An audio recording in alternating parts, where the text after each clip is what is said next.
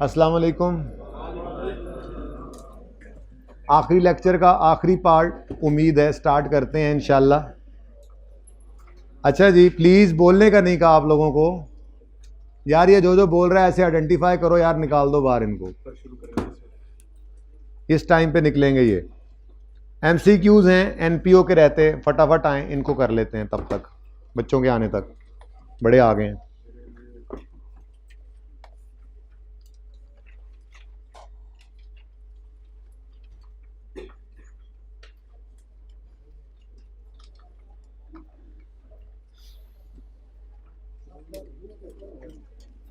भाई ये अंदर आना है और खामोशी से आना है आपको। मतलब यहाँ पे बोलने के लिए नहीं बुलाया गया, पढ़ने के लिए बुलाया गया। जगह दे दें यार इसको। घुसते ही पता लग गया आ गए हो। An NPO has 16,000 bags of rice to be sold only to members of an underprivileged community. The cost of rice to MPO is 600 per bag. However, NPO sells one bag to unprivileged person for only, भाई इसको तो छोड़ दें, ये तो NRV है। लेकिन ये वो वाली इन्वेंट्री आ गई है जिसके बारे में उसूल क्या पड़ा था, लोअर ऑफ कॉस्ट और नेट रिप्लेसमेंट कॉस्ट पे रखना है। ठीक है, अब कॉस्ट कितनी है? 600 पर बैग, और रिप्लेसमेंट कॉस्ट कहीं लिखी हुई है। How should these be measured? कहता है एट कॉस्ट एंड NRV नहीं, at cost current replacement cost and NRV नहीं, at lower of cost and current. ये ठीक है, लेकिन उसने शुक्र है डाटा हमसे मांग नहीं लिया था। बहरहाल D is the correct option. देख लें ज़रा, देख लें, डी ही है। पेज नंबर भाई ऊपर भी लिखा हुआ है, उसके अगला ही होगा। डी है, सही है, डन। चलें आगे। फ्रेमवर्क पढ़ लिया है, अब ये भी हो सकता है फ्रेमवर्क के लिए पेंडिंग किया था। According to accounting standards for NPO, financial statements of NPO use following concept of capital maintenance. वो जो वहां पे जुमला एक छुड़वाया था, वो जुमला पढ़ के आए या डायरेक्ट कह दूं आपको historical? Financial capital maintenance money terms. Check कर लें आंसर, वैसे वहां से जाके भी देखते हैं।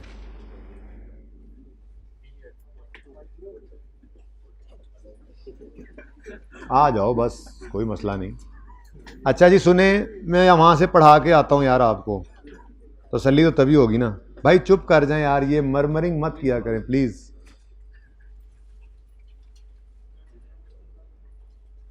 जो जो मेरे दिल के अंदर है वो दिल में ही रह जाएगा, मैं भेज दूंगा आपको घर। मेरा दिल है कि इतना टाइम बच जाए, आखिर में 15-1 मिनट में आपके सामने रिसेंट टाइम का पेपर ओपन करूं और मैं आपके साथ डिस्कस करूं कि ये पर्चा आपके सामने आया है, आपने इसको कैसे अटेम्प्ट कर रहे हैं। अब ये मेरी ख्वाहिश ना रह जाए, ये देख लो। आप कोऑपरेट करोगे तो जो काम ये करना है एंड पे वो 15 मिनट। आज तक मैंने कभी वैसे ऐसा नहीं किया, ज़बानी करता हूँ नहीं, फिर मगरिब के बाद फिर इस तरह से ब्रेक, फिर आधे घंटे बाद फिर ईशा, फिर भाईजान आपका मसला नहीं, मेरा तो मसला है। मैंने सुबह 7:15 FAR 2 को फिर बुलाया हुआ है, मेरी तो रात फिर भी ऐसे ही है। लेकिन आप लोग ज़ाया ना करें ना टाइम, पढ़ना है। मरमरिंग जो कर रहा है उसको निकाल दो यार, साकिब को बुला लो।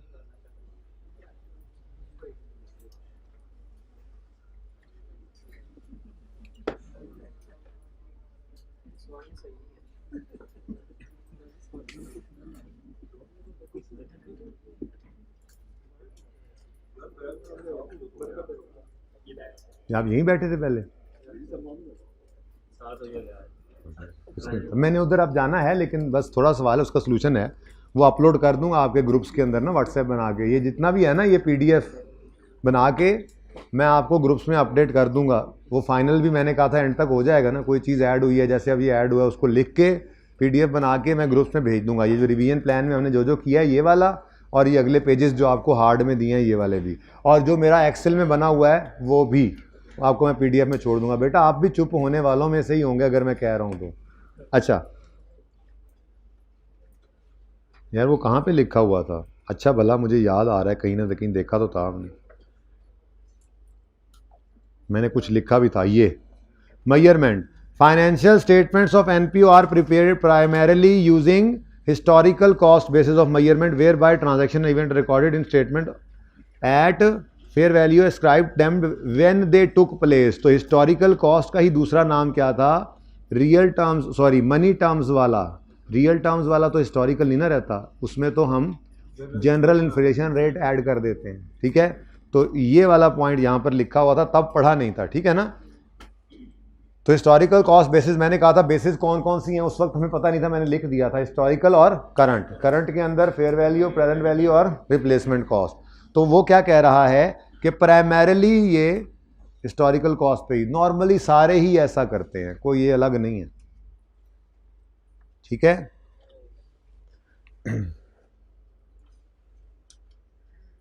कौन सा पेज था?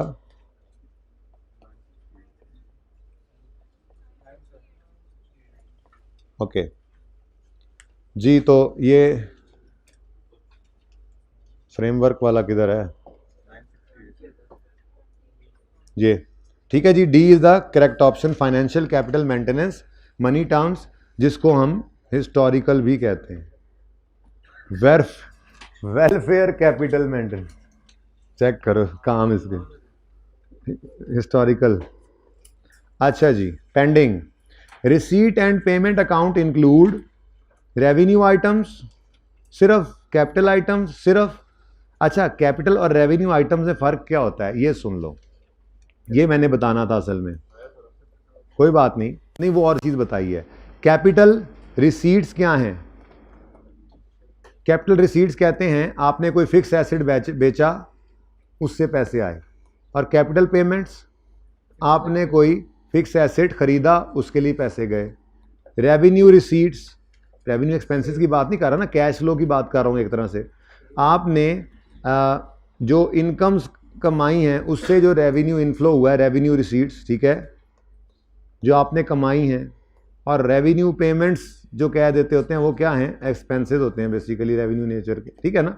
तो ये रिसीट एंड पेमेंट में तो कैपिटल और रेवेन्यू दोनों आइटम्स ही होते हैं। तो देख लो, यही है सी, देख लो। ये तो होमवर्क वाला है, homework pending. Statement of income expenditure, statement of income and expenditure include capital items तो बैलेंस शीट में होते हैं, रेवेन्यू आइटम्स बिल्कुल बोथ नहीं।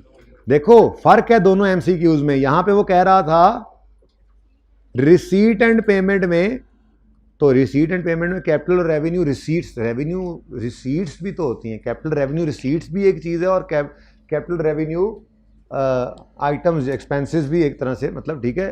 Capital receipts, revenue receipts, capital payments ये डिफरेंट होते हैं, ठीक है ना। तो यहाँ पे जो कि जनरल था तो हमने बात कर ली इस तरह से कि जी ये रिसीट्स की बात कर रहा है, लेकिन वहाँ पे तो उसने स्पेसिफिकली बोल दिया भाई कि इनकम एक्सपेंडिचर में क्या होता है, तो सिर्फ रेवेन्यू आइटम्स होते हैं। देख लो, यही है। अब बोलो, खत्म कहानी।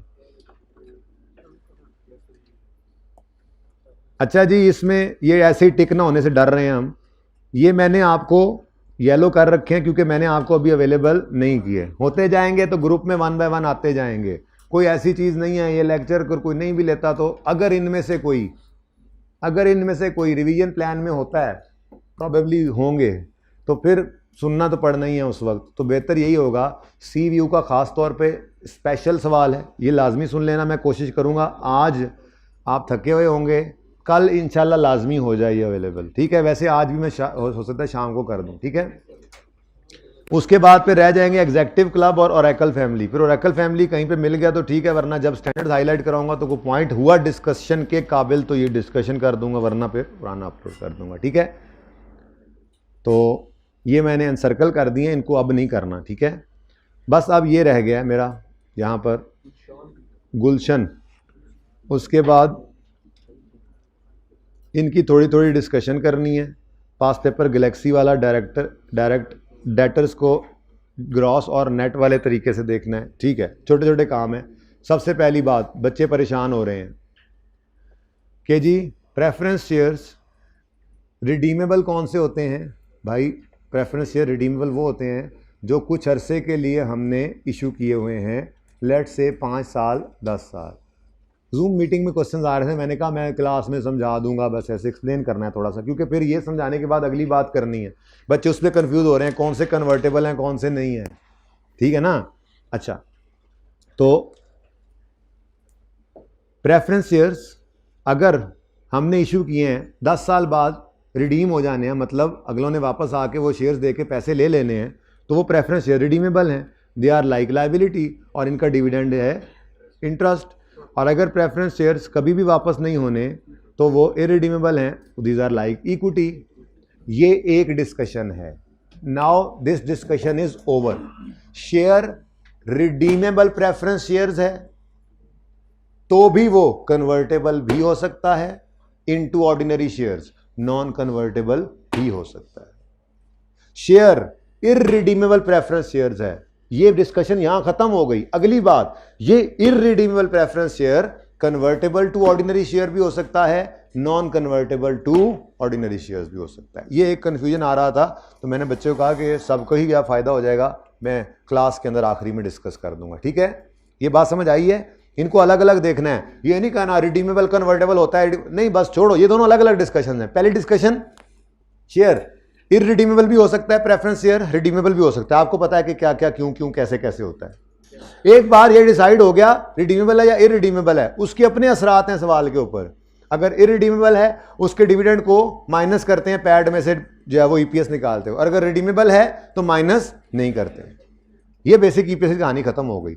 अब जब डाइल्यूटेड की बारी आएगी तो इनमें से जौन सा मर्जी है, अगर वो कन्वर्टेबल है तो डाइल्यूटेड ईपीएस के लिए कंसिडर करेंगे, और अगर वो कन्वर्टेबल नहीं है तो फिर नहीं करेंगे। Is it clear? मुश्किल बात है, बस ये ध्यान रखना है। असल में ना सिर्फ बच्चे इसमें कंफ्यूजन बार बार कंफ्यूजन आ रहा था, सर इरिडीमेबल भी कन्वर्टेबल हो सकते हैं, सर रिडीमेबल भी हो सकते हैं। भाई ये दो अलग अलग डिस्कशंस हैं, क्लियर है ना? ये खामखा का कंफ्यूजन है। क्लियर बात भाईजान, जागे, क्लियर है, सादा बात। पहले बात अलग अलग करके देखो, एक शेयर सामने आया, भाई रिडीमेबल है या इरिडीमेबल है, ये पहले डिसीजन ले लो। फिर जोन सा भी है वो सवाल देखो ना, बॉन्ड्स भी तो, बॉन्ड्स क्या हैं, डिबेंचर्स क्या है, लाइबिलिटी है ना, तो प्रेफरेंस शेयर्स रिडीमेबल वाले भी क्या है, लाइबिलिटी। तो अगर बॉन्ड्स डिबेंचर कन्वर्टेबल हो सकते हैं तो ये क्यों नहीं हो सकता? ठीक है, और इरिडीमेबल ये भी हो सकते हैं। ठीक है, समझ नहीं आई? पैड में से इरिडीमेबल को माइनस कर देते हैं। बाद में अगर कन्वर्टेबल हो जाए तो फिर एड बैक भी करना पड़ेगा। ऐसे सवाल भी किए हैं हमने। ठीक है, टॉपिक में करोगे ना, बस करना एक सिटिंग के अंदर, ईपीएस सारा एक सिटिंग में करना, इंशाल्लाह फायदा तभी होगा। ठीक है, मेरी रिवीजन प्लान 3-4 दिन लेट हो सकता है, तब तक आपने क्या करना है, ये टिप सुन लो। तब तक आपने क्या करना है, आपको जो सवाल कैश फ्लो के कराए हैं आप एक सिटिंग में बैठ के करो, कोई नया सवाल ना करो। जो सवाल आपको एनपीओ करवाएं एक सिटिंग में बैठ के करो। ये 3-4 दिन के अंदर ये टॉपिक कर लो जो मेन में नबी किए हैं, ताजे पहले करना, जल्दी हो जाएंगे तैयार। कॉन्फिडेंस आता है। आइए 16 खोलोगे तो फिर वहीं पे बैठे हुए 5 दिन गुजरेंगे तो आत्मा भूल जाएंगे। जब वहां पे पहुंचोगे 4-5 दिन में सारा फड़का के तो कहोगे कोई नहीं ये भी कर लेता हूं, और हो भी जाएगा, टेम्पो भी बना होगा। ठीक है ना? तो मेरे रिवीजन प्लान का इंतजार नहीं करना, मेरे रिवीजन प्लान का इंतजार नहीं करना, डबल एक्स वालों को। ठीक है, अच्छा, आप लोगों ने कैश फ्लो और एनपीओ को शुरू कर देना है। मेरी कोशिश असल में सिर्फ यही है कि मैं इस दफ़ा थोड़ा सा रिवीजन प्लान में ये चेंज करूं कि एक तरह के सवाल को मैं बंच करूं, यानी कि आपके रिवीजन प्लान के अंदर वो मैं तरतीब लगा के दे दूं, ताकि आप जब कर रहे हो तो कोई भी एक चीज़ पकड़े। मैं बेशक ना लिखूं ये फलां टाइप है, ये फलां टाइप, लेकिन मैं ऐसे रोज़ बना दूं तो उसके अंदर जो भी रो आप पकड़ें उसमें एक तरह के सवाल हों। बस मेरी ये कोशिश, इसलिए 3-4 दिन लेट हो सकता है। बाकी पिछली दफ़ा वाला आपको जगह जगह से मिल जाएगा, यूज़ करना है तो वो कर लो। आधे तो नंबर बदल गए होते हैं पास पेपर्स के। ठीक है, तो बहरहाल आपने क्या करना है, रिवीजन प्लान तक आते हुए ये दोनों टॉपिक्स तैयार करने हैं। 2 दिन में नहीं आता, तीसरा टॉपिक पीछे चले जाएं, ईपीएस पकड़ लें, नहीं आता आइए सेट पकड़ लें, तब तक आ जाएगा। और देखेंगे आप रिवीजन प्लान में ना, मैं असल में आपको बताऊं कोई अनहोनी नहीं होती।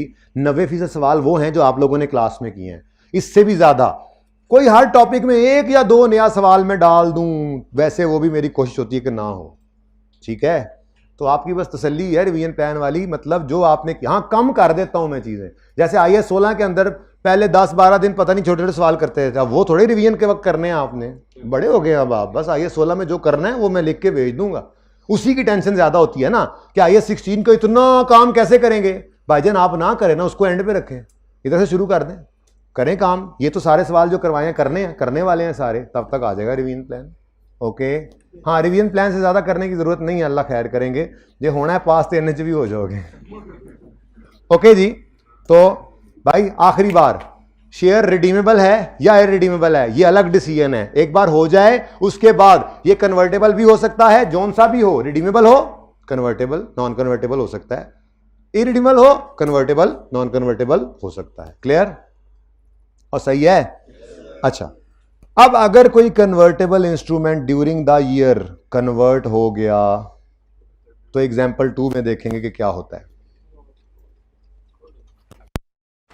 इसका भी सोल्यूशन वो वर्ड एक्सेल की फाइल में है जो आज शाम तक, रात तक इंशाल्लाह आपके ग्रुप्स में आ जाएगी। रात तक इसलिए कह रहा हूँ कि मुझे अब यहाँ से निकल के जाते जाते कोई दिमाग, वो जैसे वो गाड़ी बहुत सफ़र करके आया तो गर्म, दिमाग भी गर्म हो जाता है ना थोड़ी देर, थोड़ा ठंडा होते हुए कूल डाउन टाइम लगता है थोड़ा सा। ठीक है, अच्छा, a company has in issue, ये बेसिकली आपका बुक के अंदर सवाल था, लेकिन उसमें ना कुछ प्रिंटिंग, कुछ एरर्स हो गए थे, जैसे कन्वर्जन इनटू शेयर्स, कितने शेयर्स में कन्वर्ट होता है ये नहीं लिखा हुआ था। फिर थोड़ा मैंने इसका सुर्खी पाउडर लगा के, नंबर शंबर लगा के इधर कर दिया। सवाल है आपकी किताब में, लेकिन आपके लिए अब यही सवाल है। ठीक है, अच्छा, वैसे मैंने यहाँ लिखा भी है गालिबन, बस यही हैंड आउट मैंने यहाँ लिखा भी है, नहीं लिखा, चलो अच्छी बात है, ये तो ज़्यादा अच्छा हो गया, नहीं लिखा, आपको पता ही नहीं है कि ये किताब में कहाँ है, ढूंढना भी नहीं है। ठीक है, ओके, क्योंकि मैंने जो सवाल आपको करवाए हैं ये रिवीजन प्लान में लिख के दूंगा, वही कीजिएगा, खुद से टार्जन बनने की कोई ज़रूरत नहीं है। ठीक है, company has in issue following as on 1 January 20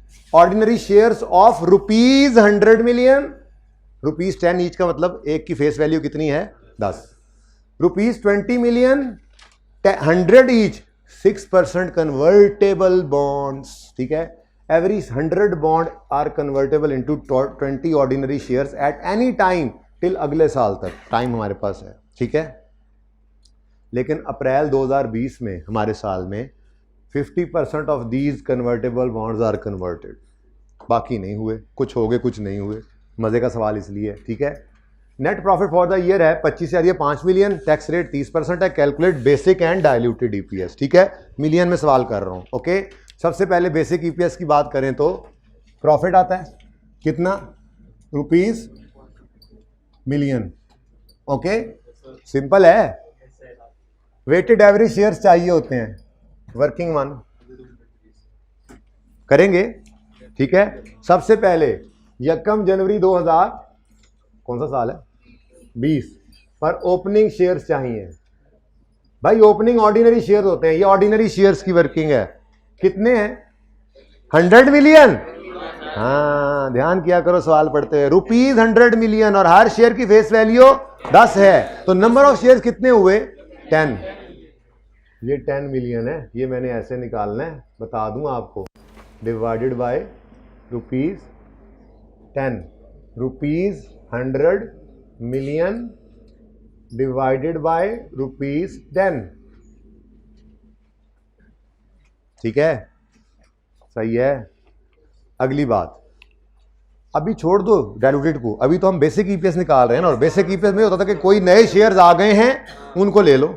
अब क्या हुआ है, 1 अप्रैल को कुछ नए शेयर्स आ गए हैं, पैसे उनके अगेंस्ट नहीं आए, डिबेंचर डेबिट बॉन्ड या जो भी है, डिबेंचर है, बॉन्ड्स हैं, bonds debit share capital credit हुआ है, ठीक है कोई बात नहीं, लेकिन हमारे शेयर्स तो बढ़ गए ना। ठीक है, जो शेयर्स बढ़ गए हैं उनको रिकॉर्ड तो करना है ना। तो 1 अप्रैल 2020 पे कन्वर्टेड, बस इतना ही लिखूंगा, जगह नहीं है ना, आगे वर्किंग भी करनी है, लेकिन फौरन यहां पे आके हमने किया 3/12। ठीक है, अब देखते हैं जी, टोटल डिवेंचर्स कितने थे 100 बॉन्ड्स कितने 20 मिलियन के थे, टोटल डिवेंचर्स, टोटल बॉन्ड्स कितने थे 20 मिलियन के, इसमें से आधे कन्वर्ट हुए, यानी 10 मिलियन रुपए के डिवेंचर्स कन्वर्ट हुए। पहले तो ये देख लो, इसमें से कन्वर्ट कितने हुए, ये चीज रहती थी ना हमारी क्लास में, नहीं हुई थी। ठीक है, ये नहीं किया था काम हमने, 10 मिलियन के डिवेंचर्स कन्वर्ट होने हैं। ठीक है, और कन्वर्जन रेट क्या दिया हुआ है, हर 100 रुपए का बॉन्ड 20 शेयर्स में कन्वर्ट होगा।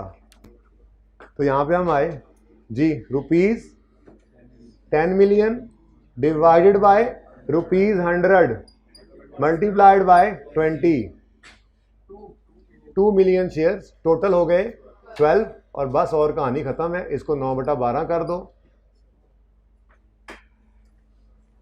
कैलकुलेटर निकालने कोई नहीं, उल्ली लग जानी पड़ी पड़ी, जी 2.5 और 9 टोटल हो गया 11.5 मिलियन शेयर्स। तो ईपीएस आ गई 2.22 पर शेयर। ठीक है,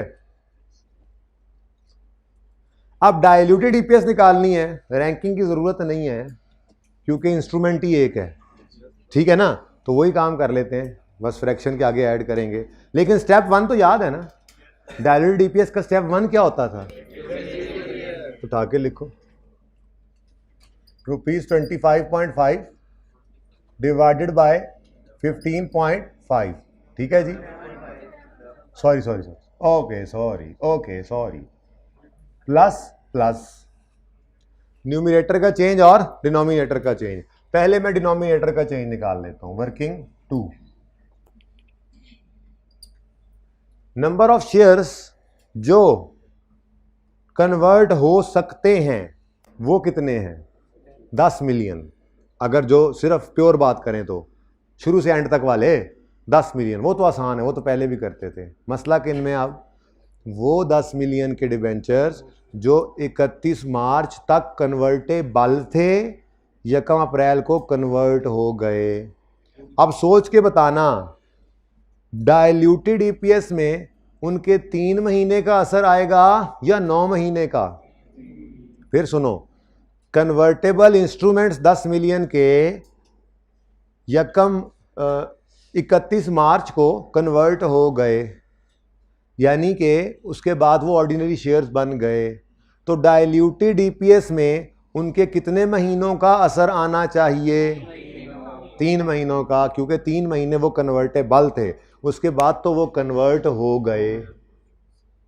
ये देखो, कन्वर्ट हो गए और 9/12 हो गए। ठीक है ना, तो इसका मतलब मैं weighted average number of shares जो कन्वर्टेबल शेयर्स निकालना चाहूँ तो मैं यूँ कहूँगा कि जी ₹10 मिलियन जो है डिवाइडेड बाय ₹100 इंटू 20, यही है ना कन्वर्जन। अब बोलो, लेकिन जी माजरत के साथ ये कन्वर्जन जो है ना, इसको ज़रा आप 3/12 कर लें, क्योंकि ये कन्वर्टेबल सिर्फ 31 मार्च तक थे, उसके बाद ये इस स्टेटस से हट गए हैं। तो डाइल्यूटेड ईपीएस पे इनका असर सिर्फ इतने अरसे ही होना चाहिए। ऐसे ही वो पीच ट्री वाला सवाल है, उसमें फ़र्क ये है कि यहाँ पे ख़त्म हो रहे हैं, वहाँ पे आ ड्यूरिंग द ईयर रहे हैं। तो जब ड्यूरिंग द ईयर आ रहे हैं तो जितना अरसा रहे हैं उतना अरसा ही हमने उनको डाइल्यूटेड पे लिया, पर बेसिक पे वो नहीं आए। तो ये उससे ज़्यादा मुश्किल सवाल है। इसमें ऑलरेडी एग्जिस्टिंग हमने कन्वर्ट किए हैं, तो एक ही डिवेंचर है, बॉन्ड है, ये कुछ इधर भी आ रहा है कुछ इधर भी आ रहा है। पीच ट्री में तो आसानी थी, बॉन्ड आया ड्यूरिंग द ईयर था। ठीक है, बाद में। अच्छा जी, बाकी अच्छा ये कितना आ गया? 0.5 मिलियन शेयर्स बाद में लिख लेंगे। ठीक है, अच्छा बाकी वाले सही पड़े हैं जी, वो अभी भी कन्वर्टेबल हैं, सारा साल भी यही थे। तो ₹100 इंटू 20। ठीक है जी, इनको कोई और फ्रैक्शन नहीं लगाना। 2 मिलियन टोटल कितना हो गया? ये जी डिनोमिनेटर में चेंज है।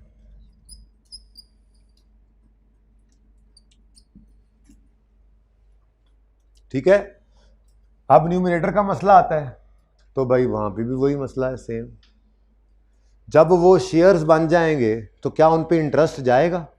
इसका मतलब इनके इंटरेस्ट का भी असर कितने अरसे होना चाहिए? जितना अरसा ये कन्वर्टेबल बॉन्ड्स थे।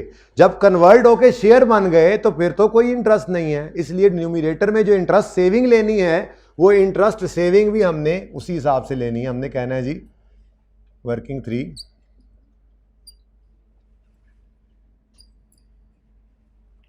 3 में हमने कहा जी ₹10 मिलियन लोन की अमाउंट है, ठीक है, इंटू 6% इंटरेस्ट रेट है। लेकिन ये इंटरेस्ट पूरे साल का नहीं लेना, क्योंकि ये पहले वाला ट्रेंच है जो सिर्फ 3 महीने लोन रहा। तो अगर 3 महीने लोन ले रहे हैं तो इसका इंटरेस्ट भी 3 महीने लेंगे, 3/12। लेकिन चूंकि बॉन्ड है, डिवेंचर है, तो नेट ऑफ टैक्स कर लो जी, बोलो। 0.15 रुपीज़ आ गया मिलियन। अच्छा 105 आ गया, ठीक है। बाकी नॉर्मल हैं, बाकियों को कोई मसला नहीं है जी।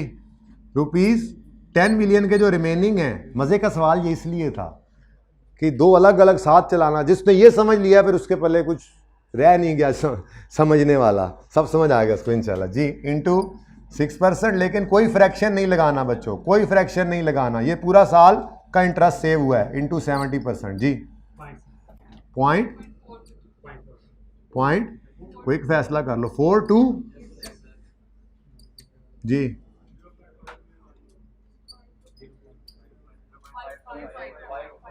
अच्छा जी, ले जी 0.525,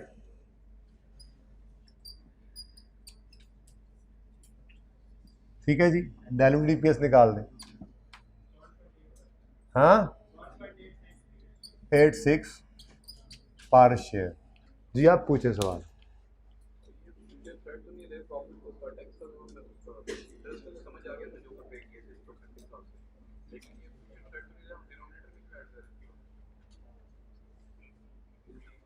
तीन महीने तक तो थ्रेट ही था ना,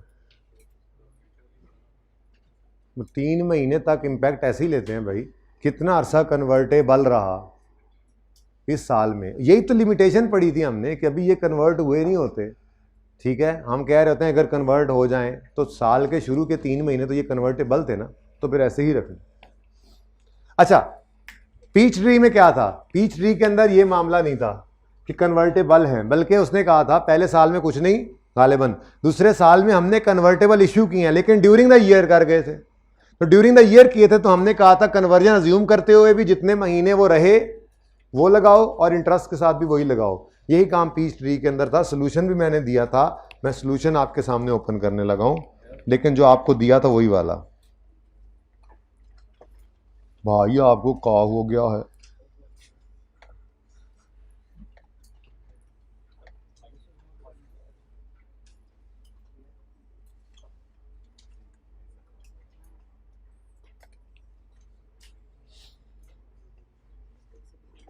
यहीं कहीं था तो सही यार, ऊपर है ये, शुक्र।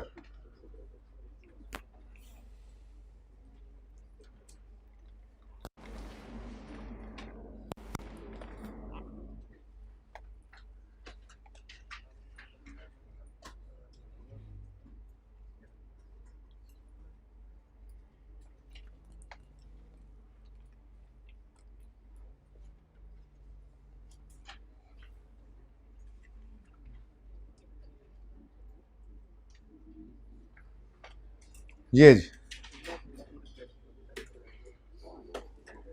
अच्छा जी, पेज नंबर 576 पे आपका ये सवाल पड़ा है, पीच ट्री वाला। ये सवाल देखो हमने किया हुआ है, नजर आ रहा है, होमवर्क दिया था लेकिन डिस्कस किया, फिर मैंने कुछ सॉल्व किया और फिर सोल्यूशन दे दिया था। मैंने कहा था पूरा करें। इसमें ये 2 लाइनें मैंने काट दी थी, ये सवाल का हिस्सा है, लेकिन मैंने कहा था हमारे किसी काम की नहीं है, क्योंकि इसमें रीवैल्यूएशन सरप्लस पड़ा था, टोटल कंप्रिहेंसिव इनकम पड़ी थी। हमें ईपीएस की कैलकुलेशन में तो पैट तक की कहानी चाहिए होती है, ठीक है। हमें ओसीआई से कोई सरोकार नहीं होता। फिर ये नेट प्रॉफिट हमारे लिए रेलिवेंट थे इस सवाल में। फिर ऑन यकम जुलाई 20, हम 30 जून 21 और 30 जून 22 की ईपीएस चाह रहे हैं निकालने। यकम जुलाई 20, 50 million ordinary shares, par value 10 were in issue, were issued at 14, यानी कि वो पहला दिन होगा शायद, सिंसियर कॉर्पोरेशन, ठीक है। ऑन यकम जुलाई 20 मिलियन रिडीमेबल प्रेफरेंस शेयर्स भी इशू हुए एट पार, ठीक है। Each preference share is convertible into 3 ordinary shares after 5 years, ठीक है। On यकम फरवरी further 20 million ordinary shares having par value were issued at prevailing market price वाला issue आया। On यकम अक्टूबर 21 right shares were issued। On यकम नवंबर, हाँ ये असल चीज थी, कन्वर्टेबल बॉन्ड्स वर issued। अब पहले साल के अंदर ये ट्रांजैक्शंस थी जिनके अंदर ये ओपनिंग शेयर्स बनने थे, ओपनिंग बनने थे, और ये मार्केट प्राइस पे शेयर्स का इशू आना था, और ये बेसिक ईपीएस में यूज होना था। नेट प्रॉफिट 21 का और वेटेड एवरेज शेयर्स के अंदर opening during the year, weighted average वाली कैलकुलेशन, यानी ये दो काम ये निकालनी थी। तो ये प्रॉफिट लेना था और ये वर्किंग। लेकिन अगर शेयर्स इररिडीमेबल होते तो फिर मसला था, फिर पैड में से माइनस भी करना पड़ता, लेकिन ऐसा कुछ नहीं हुआ। प्रॉफिट कितना है जी? 210 मिलियन। उसको डिवाइड किया आपने, वर्किंग करनी पड़ी। ओपनिंग कोई नहीं था, ये इसी दिन स्टार्ट हो रहा है काम, 1 जुलाई को शेयर इशू हुए। ओपनिंग भी लिख दे कोई तो फर्क नहीं पड़ता, डेट सेम है ना, यहाँ तो वेटेड एवरेज निकालना है, ठीक है। उसके बाद न्यू शेयर इशू हो गए 20। इधर रिडीमेबल प्रेफरेंस शेयर्स नहीं आते, वो तो लाइबिलिटी होती है कि नहीं। कौन से शेयर्स हैं? रिडीमेबल प्रेफरेंस शेयर्स, ठीक है। ये लाइबिलिटी है एक तो। दूसरा, इनका इंटरेस्ट भी पैड से पहले माइनस हो चुका हुआ है, इसलिए ईपीएस में इसको कंसिडर नहीं किया। हाँ, चूंकि ये कन्वर्टेबल हैं, इस वजह से डाइल्यूटेड ईपीएस के वक्त इनको सोचेंगे।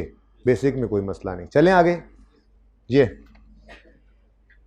हमने वेटेड एवरेज शेयर्स निकाले, पैट कोई प्रेफरेंस शेयर्स माइनस नहीं किया डिविडेंड, क्योंकि वो रिडीमेबल थे। डिवाइड कर लिया उनको weighted average number of shares से, बेसिक ईपीएस आ गई। डाइल्यूटेड ईपीएस की बारी आई। ये वही सवाल है जिसमें मैंने कहा था, हालांकि सिंगल है, एक ही है, लेकिन फिर भी कोई मसला नहीं है, आप अपनी तरतीब पे रहो, ठीक है ना। तो मैंने कहा था चलो जी रैंकिंग करेंगे हम तो। अब रैंकिंग क्या, एक ही है, लेकिन कोई बात नहीं, रैंकिंग हमने फिर भी की। प्रेफरेंस शेयर्स है, ठीक है जी। न्यूमरेटर के अंदर कितना चेंज आना है भाई? कितने प्रेफरेंस शेयर्स हैं? 10 मिलियन प्रेफरेंस शेयर्स हैं और हर एक की वैल्यू 50 है, तो 10 × 50 500 रुपये, ठीक है। 500 मिलियन रुपए हैं और 12% लगाओ तो कितना बनता है? यानी कि अगर इंटरेस्ट सेविंग होगी तो 60 मिलियन की होगी। सवाल में कहीं टैक्स रेट शुक्र है नहीं दिया हुआ, वैसे दिया भी होता तो चूंकि वो प्रेफरेंस शेयर्स के बारे में नहीं बता रहा, तो खुद से आपको याद है मैंने कहा था ज्यूम नहीं करना है, इनको नेट ऑफ टैक्स नहीं करना होता, ठीक है। तो 60 ये 50 × 10 ये अमाउंट निकल आई, इंटू 12%, इसको नेट ऑफ टैक्स नहीं किया, तो अभी आपने बताया 60 बताया था ना, ठीक है। ये चेंज इन न्यूमरेटर आ गया, ये इधर ऐड हो जाएगा। मैंने बटे वाला काम नहीं किया था, मैंने याद है आपको, क्योंकि मैंने क्लास में ऐसे कर दिया था, इसलिए मैंने फिर कंटिन्यू करके सारा सोल्यूशन ऐसे ही किया, क्योंकि मैंने आपको कहा था जी रिवाइज कर रहे हैं, ठीक है ना। वरना तो इस साल के अंदर तो सिंपली इसमें +60 इधर +30 करते तो यही आंसर आ जाना था, कोई मसला नहीं था। अगले में मसला आना था, 2 आ जाते, ठीक है। और सही है, तो बेसिक डाइल्यूटेड पहले साल की निकल आई, इतने नंबर तो खामखा मिल जाते हैं। अब अगला साल आया, अगले साल में 2 मुसीबतें आन पड़ी। एक तो राइट इशू अगले साल हो गया, उस मुसीबत मारे को पिछले साल पे भी डालना था। दूसरा, कोई और नई चीज़ भी इशू हुई है, कन्वर्टेबल टाइप, कन्वर्टेबल बॉन्ड्स भी इशू हो गए। चलो कोई नहीं, खैर है, पहले हमने बेसिक ईपीएस निकालनी है। अब बेसिक ईपीएस के लिए पिछले साल के क्लोजिंग 70 ये ओपनिंग बना लो, इसमें कोई शक नहीं होना चाहिए। ये ना उठा लेना कभी, 1-2 बार बच्चों ने ऐसी बात की थी क्लास में, ये उठा लेते हैं भाई, ये उस साल के वेटेड एवरेज है, इस साल के तो पहले दिन से ही 70 आउटस्टैंडिंग है, ठीक है। तो ये ओपनिंग उठा लिया, उसके बाद राइट इशू किया आपने, करना आता है आपको, ये वर्किंग शर्किंग मैं नहीं कर रहा, 28, और ये आपके वेटेड एवरेज शेयर्स आ गए। सर बॉन्ड्स नहीं आए, बॉन्ड्स नहीं आए, बॉन्ड्स लाइबिलिटी होती है, ये ऑर्डिनरी शेयर्स की वेटेड एवरेज कैलकुलेशन कर रहे हैं, आने भी नहीं थे यहाँ पे, बेसिक की कैलकुलेशन हो रही है, ठीक है। ये weighted average number of shares आ गए 92.84। पैट कितना गिवन था सवाल में? 250, तो 250 डिवाइडेड बाय 92.84, बेसिक ईपीएस आ गई 2.69, ठीक है। अब चूंकि राइट शेयर इशू हुए पड़े हैं, तो पिछले साल की बेसिक ईपीएस भी रीस्टेट होनी है, तो कर दो, कोई मसला नहीं है। ये उठाना है, ये तो था ना 30/27, यहाँ लगा हुआ है 30/27, ठीक है। लेकिन चलो शेयर्स पे ही लगा दो, ये उठा के लगा दो, तो ये उठाया एज इट इज आपने, क्या 210 इधर आओ, 558 इधर आओ, इधर इसलिए कर लिया कि बाद में यूज करना था, ठीक है ना। 58 डिनोमिनेटर इधर आओ, 58 तुमने 30/27 होना है और तुम बन जाओगे 64, 210 तुम्हें कुछ नहीं कहना, हमने रीस्टेट हो गई पिछले साल की ईपीएस बेसिक वाली, ठीक है। अब मसला आता है डाइल्यूटेड का। पहले डायल्यूटेड इस साल की निकाल लें, फिर पिछली के बारे में सोचेंगे, ठीक है। इस साल की डायल्यूटेड निकालनी थी तो पहले क्या लिखना है आपने, इस साल की बेसिक को लिख लिया। अब चूंकि 2 हो गए हैं तो रैंकिंग करनी पड़ेगी। तो जब रैंकिंग की हमने, तो ये तो 60 और 30 पुराने वाली रैंकिंग पड़ी हुई थी ना, मतलब चीज़ें हमारे पास पड़ी थी, ये तो लिख लिया। बॉन्ड के बारे में हमें जाके फिर देखना पड़ा सवाल से।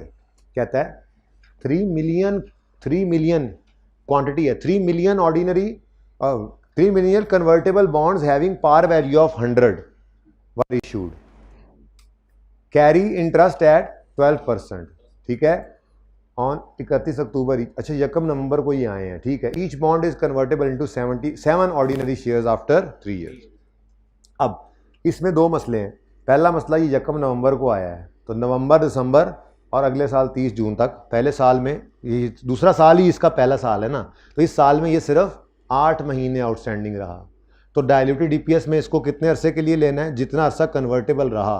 पहले 4 महीने तो था ही नहीं, ठीक है। तो आया कब, 1 नवंबर को, तो नवंबर, दिसंबर, 30 जून तक 8 महीने। तो इंटरेस्ट सेविंग भी फिर कितनी लेनी है, 8 महीने, ठीक है। अब सबसे पहले इंटरेस्ट सेविंग देखते हैं। 3 मिलियन इंटू ₹100, 3 इंटू 100 कितना हो गया, 300 मिलियन हो गया। 300 मिलियन इंटू 10% 30, लेकिन चूंकि ये बॉन्ड्स हैं, टैक्स रेट कहीं गिवन है, ओ शुक्र है बचत होगी, वरना कर देते, ठीक है। गिवन तो नहीं है, नहीं है, ठीक है जी। तो 300 इंटू 10%, लेकिन 8/12 करना पड़ा क्योंकि पूरा साल आउटस्टैंडिंग नहीं, ठीक है। डन हो गया, न्यूमरेटर आ गया। डिनोमिनेटर में कन्वर्जन लेनी है। क्या कहते हैं, each bond is convertible into 7 ordinary shares. चलो ये तो आसान हो गया, 7 या 21 क्या आ जाएगा, 21 क्या आ जाएगा, जितने कन्वर्ट हो सकते हैं। लेकिन चूंकि सारा साल नहीं आउटस्टैंडिंग रहे, तो यहाँ पे भी क्या कर दिया हमने, 8/12, ठीक है। तो न्यूमरेटर डिनोमिनेटर रैंकिंग की, तो इनका भाईजान पहला नंबर आ गया, इनका पहला नंबर आ गया। अब वही तरतीब है, बेसिक तो पहले लिख ही चुके थे, उठा के, सॉरी नज़र नहीं आ रही है आपको, ये देखें, बेसिक इस साल की तो पहले लिख ही चुके थे। अब पहले हमने कन्वर्टेबल बॉन्ड्स को 20 और 14 को यहाँ उठाकर ऐड किया, ठीक है। ईपीएस निकाली, डाइल्यूट हो रही थी। फिर हम आए, हमने प्रेफरेंस शेयर्स के न्यूमरेटर डिनोमिनेटर को उठाया और यहाँ लिखा, और ये डाइल्यूटेड ईपीएस है, अभी भी नीचे आई है। यहाँ तक भी कोई मसला नहीं था। अब थोड़ा सा मसला आता है, लेकिन उस मसले का हल मैंने पहले ही निकाल लिया है, ये छोटी सी एहतियात करके। 58 छोड़ा ही नहीं, बल्कि बेसिक ईपीएस को रीस्टेट करते हुए मैंने यहाँ पे लिख ही क्या दिया है, रीस्टेटेड फिगर। अब कन्फ्यूजन ख़त्म। रीस्टेटेड डाइल्यूटेड निकालनी है तो रीस्टेटेड बेसिक उठाओ, अल्लाह अल्लाह ते खैर सल्ला, 210 64.49 होगी रीस्टेटमेंट। उसके बाद वही पिछले साल में तो ये सिर्फ पड़े थे, कितने गए ये 60 और 30, बस वही 60-30 ऐड हो गए, यानी वही वाले हैं। ये देखो वही सेम वर्किंग है, 210 भी सेम, 60 भी सेम, ये 58 सिर्फ बदला है, 30 भी सेम, ठीक है। तो हमारी डाइल्यूटेड डीपीएस भी क्या हो गई, रीस्टेट, ठीक है। ये सोल्यूशन आप लोगों को दिया हुआ है, अगर स्टिल नहीं है तो कहते हो तो ये भी ग्रुप में भिजवा दूंगा, भिजवा दें, बस भिजवा दें। अब वक्त डाली रखना नटिए इसको।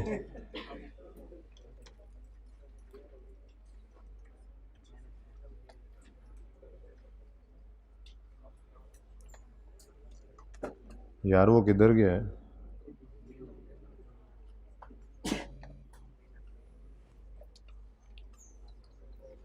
चलें जी। अब ये सवाल भी हो गया है, बचा ही यही था। बड़े सवाल कर लिए यार आपने आज। बेटा मैंने कुछ पूछा नहीं है आपसे। एग्जाम्पल 2 हो गई है, क्वेश्चन बैंक 7 डिस्कस हो गया है। अदर एस्पेक्ट्स थ्योरी है, ज़रा देखते हैं, हिम्मत पड़ती है तो पढ़ लेते हैं। अभी इधर आ जाएं, बस हो गया सब कुछ भी नहीं रहा। मेरा बस टारगेट वैसे तो उससे तो लेट ही होता नज़र आ रहा है, टारगेट था 6:30 तक ही हो जाएगा, लेकिन वो 6:45 पे जाता नज़र आ रहा है। कोई बात नहीं, मुझे मगरिब से पहले 15-20 मिनट चाहिए। मैंने आपके सामने पेपर रखना है और आपको ये बताना है कि आपने पेपर देखो, सारी तैयारी आप लोगों ने बेटा कर ली है। अब या तो आप आखिरी महीना नहीं पढ़ेंगे, आप डिज़र्व ही नहीं करते पास होना, फिर अच्छी बात है फेल ही हो। और अगर आप पूरा महीना आखिरी भी पढ़ते हैं, और ये आप लोगों की सीरियसनेस ही, आप आज भी आए बैठे हैं, हालांकि रेपिटेशन सी चीज़ें चल रही होती हैं, तो आपने पढ़ा है तो आखिरी महीना भी पढ़ते हैं, तो फिर आप अगर लूज़ करेंगे तो पेपर के 3 घंटों में 3-4 कीमती नंबर लूज़ कर देंगे। सिर्फ उससे बचना है आपने। तो एंड पे इंशाल्लाह हम डिस्कशन करते हैं। रीसेंट अटैम्प्ट वाला पिछला पर्चा ओपन कर लेंगे ना, उसको सामने रख के मैं सब कुछ उससे मिटा दूंगा, कुछ डिस्कस हुआ भी है तो ठीक है, मिटा के उसके बाद फिर वन बाय वन कि जिस पहले 15 मिनट आए आपने क्या किया, फिर उसके बाद देखा ये सवाल रिक्वायरमेंट पड़ी, वो थोड़ा सा डिस्कस करना चाहता हूँ। मुझे वो 15 मिनट चाहिए, इसलिए प्लीज़ वो बहुत कीमती टाइम है आप लोगों के लिए। तो ऐसे फजूल में साथ वाले से बोलोगे तो मैं 5 मिनट इस बात पे लगा दूंगा कि चुप करके बैठो, इधर हो जाओ उधर हो जाओ। नहीं करता शुरू, ये अब फजूल बोला है तो देखो आप इस पे टाइम लगे, ये सारा टाइम कैलकुलेट किया करो। और कोई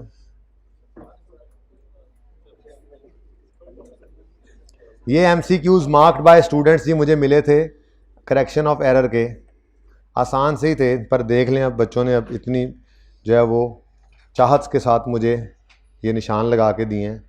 यहीं से शुरू कर दें, एंड से। और रे यार ये तो सवाल किया हुआ है, ये किसने लिख के दिया है? इसका सलूशन गलत है, जिसने भी लिख के दिया है वो इसलिए दिया है, किसने निशान लगा के दिया था? ओके, इसका सलूशन सही कर लें जी, ये सी इज़ द करेक्ट ऑप्शन, और आप लोग बिल्कुल सही सोच रहे थे, बाकी इसमें कोई परेशानी की बात नहीं है, सवाल की एडजस्टमेंट आपने की हुई है। पेज नंबर 408 है और इसका सलूशन है, ये मैंने देखा ना तो सी था, मैंने जाके देखा, मैंने कहा पहले मुझे टाइम थी देख के ना बड़ी हैरत हुई, मैंने कहा ये क्यों बच्चे ने निशान लगवाए, तो सारा सवाल किया हुआ है। तो मैंने कहा चलो देख लेता हूँ, हो सकता है कि उसने एडजस्टमेंट चेंज की हो, ऐसा कुछ नहीं था मुझे। लेकिन जो आंसर था ना वो मुझे फिर लगा कि शायद आंसर में कोई मसला नहीं है, तो मैंने देखा तो आंसर गलत था। ठीक है, तो सी इज़ द करेक्ट ऑप्शन। उसने आगे अंग्रेजी सही लिखी हुई थी, वैसे सही है, तो सी कर लें ना, कर लीजिएगा सी, चार्ली ऑप्शन कर लें 413 सफ़े पे। ठीक है, कर लिया जी।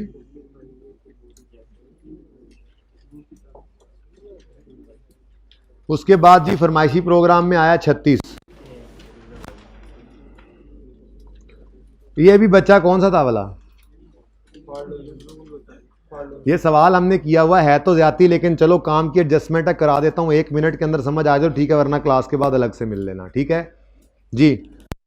While reviewing draft finance statement Sky for the year 17 following errors have been identified.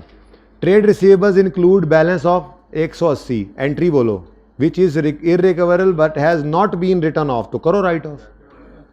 Bad debt नहीं, हम नहीं करते, हम एंट्री करते हैं प्रोविजन डेबिट डेटर क्रेडिट। ठीक है ना, प्रोविजन एक्सपेंस बना लेंगे, लेजर कहते हो तो नहीं करना तो कोई मसला नहीं, बैड डेट कर लो, बैड डेट रिटर्न ऑफ। ठीक है, जाना तो इसने प्रोविजन में ही है, कितना 180 और 180। आगे कहता है a recovery of 96 against receivable written off in previous year was credited to trade receivable. चलें सही तो कर ही लेंगे, मैं सही वाला ही लिख लेता हूँ कि एंट्री होनी क्या चाहिए, cash debit bad debt recovery income credit. ठीक है, कितना, तो डेटर को गलत हो गया होगा, उसको डेबिट करके इसी को क्रेडिट करना है ना, मैं तो सिर्फ इम्पैक्ट निकाल रहा हूँ, मैं कौन सा रेक्टिफाइंग एंट्रीज कर रहा हूँ, ध्यान रखना है ना MCQ के अंदर, तो जो चीज़ ज़रूरत हो सिर्फ वही करें। आधा गला तो मेरे जनरेटर ने बिठा दिया आज। As per SC's policy receivables के ऊपर 5% प्रोविजन है, अगर प्रॉफिट बिफोर एडजस्टमेंट 8 लाख है तो एडजस्टेड प्रॉफिट कितना होगा, तो अनएडजस्टेड प्रॉफिट कितना है जी 800। अब भाई इधर देखो, करेक्टिंग एंट्रीज ने, मुझे माजरत के साथ एंट्री देखनी पड़ेगी, ठीक है, लेकिन करेक्टिंग एंट्री ने डेटर को कम किया, और करेक्टिंग एंट्री ने बेसिकली ना, ये मामला इस तरह से था ना यार, ओरिजिनल सिर्फ इम्पैक्ट से काम नहीं चल रहा, यहाँ तक तो बैड डेट रिटर्न ऑफ से तो काम चल रहा था कि सिर्फ 180 का इम्पैक्ट डाल देते, लेकिन मसला क्या आ रहा है, करेक्टिंग एंट्री ने डेटर्स को हिट कर दिया, ये तो होना था नहीं हुआ कर दें, इसलिए इसमें तो मसला नहीं आ रहा था, bad debt recovery income debit और डेटर्स क्रेडिट। पर इसमें मसला क्या था, उसने गलती से इसको डेटर्स में क्रेडिट कर दिया था 96। ठीक है, अब सही करना है तो कैश तो हो गया था जो होना था, डेटर्स क्या हो गए, डेबिट, और bad debt recovery income credit. अच्छा, अब मैं ये कह रहा था ना कि इन दोनों का तो मसला ही नहीं है, एक्सपेंस बढ़ा एक्सपेंस कम हुआ यानी इनकम बढ़ गई, तो इनकम एक्सपेंस का बढ़ना प्रॉफिट को कम करता है, ठीक है, तो बोलो, और इनकम का बढ़ना प्रॉफिट को बढ़ा देता है। लेकिन अभी एक चीज़ रहती है और वो है प्रोविजन का असर। तो सिर्फ प्रोविजन पकड़नी है तो यहाँ से पकड़ो, डेटर्स कम हुए और डेटर्स बढ़े, शॉर्टकट बताया था, शायद आप भूल गए हैं या क्लासें नहीं ली थी उस वक्त, जो भी था हमने कहा था कि अगर डेटर्स अनएडजस्टेड नहीं अवेलेबल तो कोई मसला नहीं है, ये सवाल जब करोगे ना इंशाल्लाह वहाँ लिखी हुई ये चीज़ें मिलेंगी। मैंने कहा था डेटर्स पे इम्पैक्ट देख लो, डेटर कम हुए हैं 180 से, बढ़े हैं 96 से, तो नेट में क्या हुआ है डेटर्स का असर, कितने से कम हुए, 80, इसके ऊपर 5% लगाओ, अगर डेटर्स कम हुए हैं तो प्रोविजन भी कम होनी चाहिए, यहां से एडजस्टमेंट हो जाएगी। जी बोलो, 4.2, ये 4.2 से प्रोविजन कम करनी है, प्रोविजन बढ़ाओ तो क्रेडिट होती है, कम करनी हो तो कम करें तो provision for doubtful debt debit और बैड डेट एक्सपेंस क्रेडिट, कितने से, 4.2 से। अब ये बैड एक्सपेंस की कमी प्रॉफिट को बढ़ाएगी, ये कहानी हुई। अब बताओ आंसर क्या आता है, 711.8 है कोई ऑप्शन, सही नहीं है, 800 माइनस 180 जमा 96 जमा 4.2, 700, ये आ रहा है जी, कितना है कोई ऑप्शन,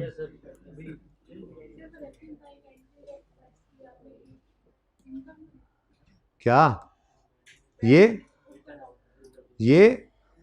गलत सी से लिखा है, मैं भूल गया, वो उधर तो सही लिखा था ना, बैड रिटर्न ऑफ लिखना था, सारी। अच्छा,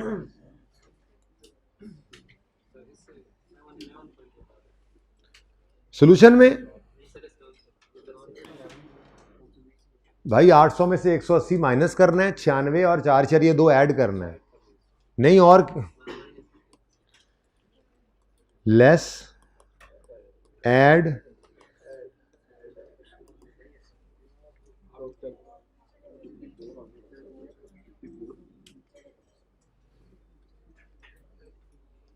पिक्चर, ये उस सवाल के अंदर ये ऑलरेडी पिक्चर आपके पास है, रजिस्टर पे ये एडजस्टमेंट है, वही उसने उठा के यहां लिखी हुई है, कसम से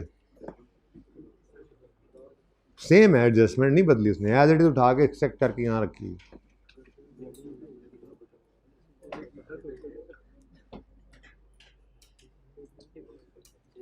A suspense account was opened when a trial balance failed to agree. Following errors were discovered afterwards. A payment of 5 lakh to supplier was credited to his account. यानी गलती से, मैं रॉन्ग एंट्रीज कर रहा हूं क्योंकि उसने हमसे पूछा है what is the amount of suspense account, तो मैं रॉन्ग एंट्री करता हूं, पता लगे। कहता है जी क्या हुआ है, पेमेंट टू सप्लायर की एंट्री तो होती है, चलो आपको समझ ओरिजिनल से आती है, cash credit, creditor debit cash credit, ठीक है, पर गलती से उसने क्या कर दिया, कैश को गलत नहीं करता, पता है ना आपको, अकाउंटेंट 5 की, ठीक है, गलती से क्रेडिटर को क्या कर गया, क्रेडिट। अब एक चीज़ 5 से एक चीज़ डेबिट होनी चाहिए थी, वो गलती से एक तो डेबिट नहीं हुई, दूसरा क्रेडिट हो गई, तो सही करने के लिए एक बार गलत क्रेडिट को सही करना है डेबिट, और फिर तो इसका मतलब डेबिट साइड पर 10 की एक तो ये कमी है, ठीक है, यही जब ट्रायल के अंदर फर्क आएगा इस तरफ 10 का। फिर रिटर्न आउटवर्ड है, रिटर्न आउटवर्ड कहते हैं purchase return, was wrongly debited to return inward, sale return बना ली। चलो जी एंट्री कर लेते हैं, हमें कैसे पता लगेगा ओरिजिनल जी,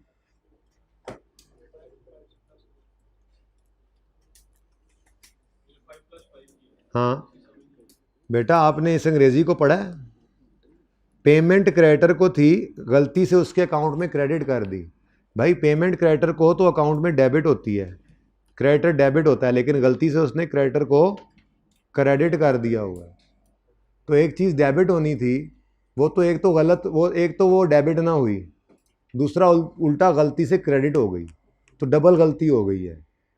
एक बार इस गलत क्रेडिट को सही करने के लिए डेबिट करोगे, दूसरी बार फिर जो डेबिट नहीं हुआ वो डेबिट करोगे, तो 10,000 से डेबिट करना पड़ेगा इस गलती को सही करने के लिए।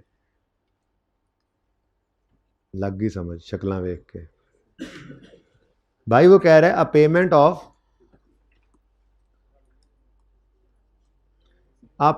ऑफ 5,000, ये बनती है original entry. Was wrongly credited to, rectification का टॉपिक पढ़ा तो हुआ है ना, was wrongly credited to creditors account. तो कैश के बारे में क्या कह रहा है? कुछ नहीं, वो गलती करता भी नहीं, और जिस एंड के बारे में चुप हो वो सही है, यानी कि डेबिट कुछ हुआ ही नहीं, जो भी था वो क्रेडिट ही हो गया। अब रेक्टिफाइंग एंट्री करनी है, मैंने करनी नहीं है रेक्टिफाइंग एंट्री, बेसिकली तो मैं ये बताना चाह रहा हूं कि इस गलती का असर क्या पड़ा होगा ट्रायल पे।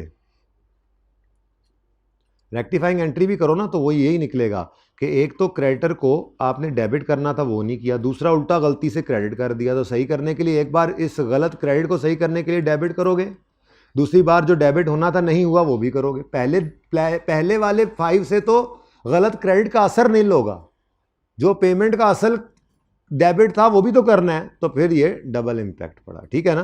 तो ये 5+5 मैंने यूं लिख दिया कि डेबिट साइड के ऊपर कमी है आपकी 5+5 10 की, ठीक है, 10 की कमी डेबिट साइड पर कमी है।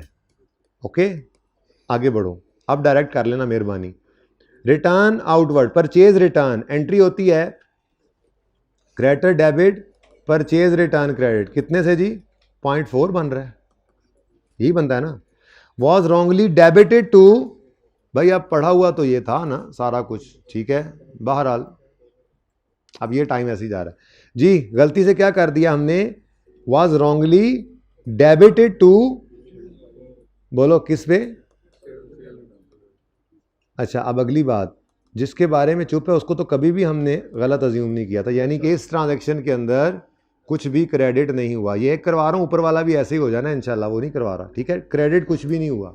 अब ये भी वही मसला है, एक तो आपने करना था, देखो क्रेडिटर तो सही हो गया ना, कहानी खत्म हो गई, परचेज रिटर्न को क्रेडिट करना था, यानी आपने एक चीज क्रेडिट करनी थी वो क्रेडिट ना की, एक तो ये गलती थी, दूसरा एक और गलत चीज डेबिट कर दी, तो इस गलत डेबिट को सही करने के लिए क्रेडिट करेंगे, और दूसरा जो क्रेडिट नहीं हुआ वो भी क्रेडिट करेंगे।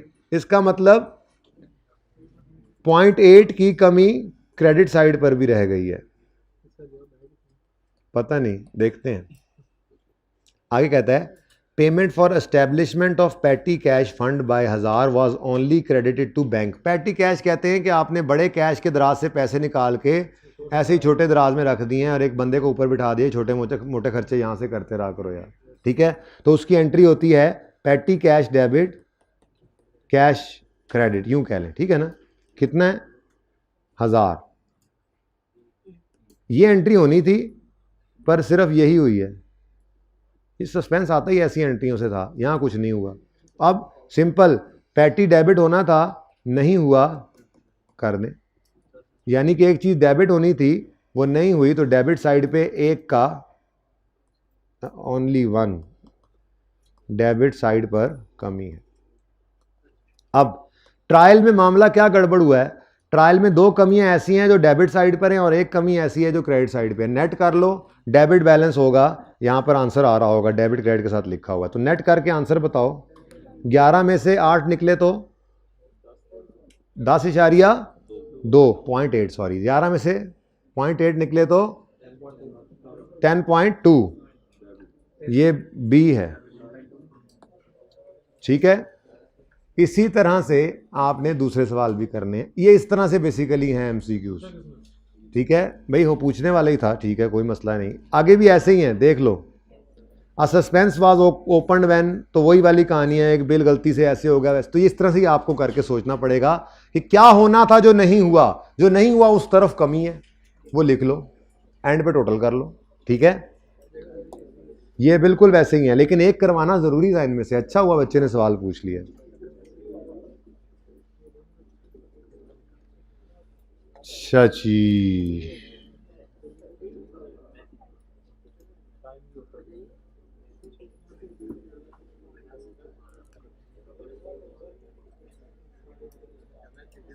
भाई खामोश रहेंगे प्लीज़ यार, बुलाए ना ज़रा यार किसी को, ये क्या फजूल लोग बैठे हुए हैं, एंड पे निकाल देते हैं आप इनको, पहलवान को हैं। चलें जी, अब ये भी कर ही देते हैं आप। गुलशन क्रिकेट क्लब, बहुत बोरियत फील हो रही है आपको?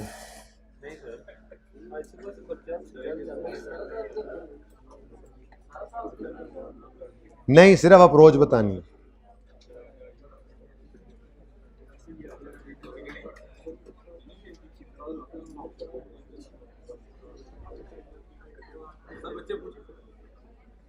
बच्चे जो पूछ रहे हैं उनको कहो कोई ऐसा कुछ भी नहीं है। यार पानी तो पिला दो, ये ढक्कन खोलो।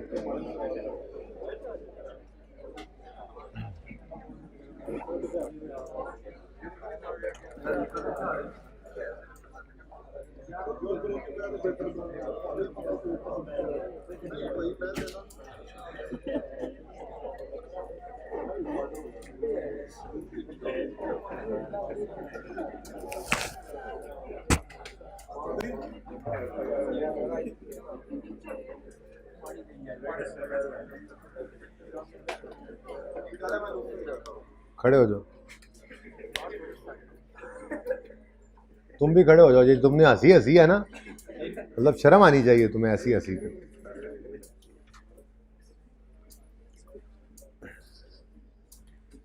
तुमने साबित किया आखिरी दफा, मैंने बात नहीं माननी आखिरी दिन, है ना, खड़े ही नहीं हुआ।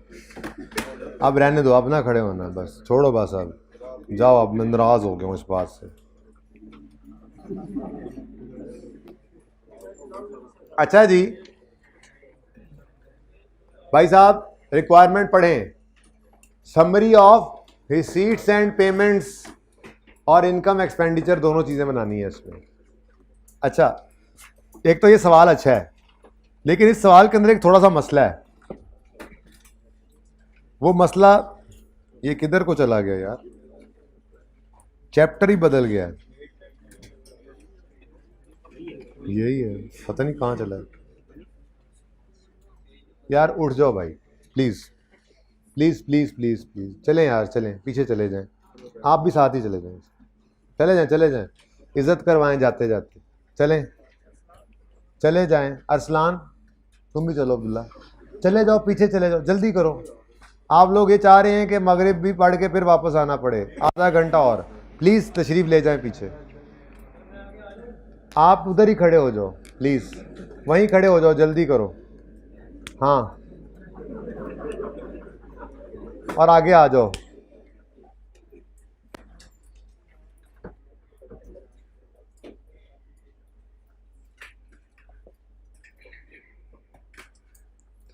बच्चों, मसला इस सवाल में क्या है? मसला इस सवाल में ये है कि following balances have been obtained from books of Gulshan. ये ओपनिंग है, ये क्लोजिंग है बिल्डिंग का। उसके अलावा सिर्फ ये लिखा हुआ है कि बिल्डिंग को डायरेक्टली एसेट अकाउंट में क्रेडिट करते हैं, यानी कि ये अकाउंट्स डेप्रिसिएशन इनमें ही जाती है ना। ये बुक्स भी एसेट होता है, ठीक है ना, अकाउंटिंग बुक्स होंगी, कोई होगी ऐसी चीज़, ठीक है, ये चारों एसेट्स हैं, इसको छोड़ो, बस बुक्स हैं, बुक्स होती हैं, अकाउंटिंग बुक्स होती हैं, ठीक है। इंटेंजिबल होगा कोई आपको इससे, आप बस टेंजिबल समझें इसको, ठीक है। ये चार एसेट्स बुक वैल्यू पे पड़े हैं, कैसे पता लगा? वो कह रहा है depreciation for the year has been credited directly to the asset accounts, ठीक है। अब उसके बाद उसने सिर्फ क्या बता दिया, बिल्डिंग के ऊपर डेप्रिसिएशन रेट कितना है, 5%, ठीक है। अब जो बात सामने है वो सिर्फ इतनी सी है कि बिल्डिंग अकाउंट है। ये ना बड़ा अजीब सवाल इसलिए है, थोड़ा सोचना पड़ना था, ठीक है। बुक वैल्यू पे बिल्डिंग अकाउंट है, ओपनिंग बैलेंस है 60240000, क्लोजिंग बैलेंस है 6438150। अब वो कह रहा है डेप्रीसिएशन तो हुई है, पता कोई नहीं है, ठीक है।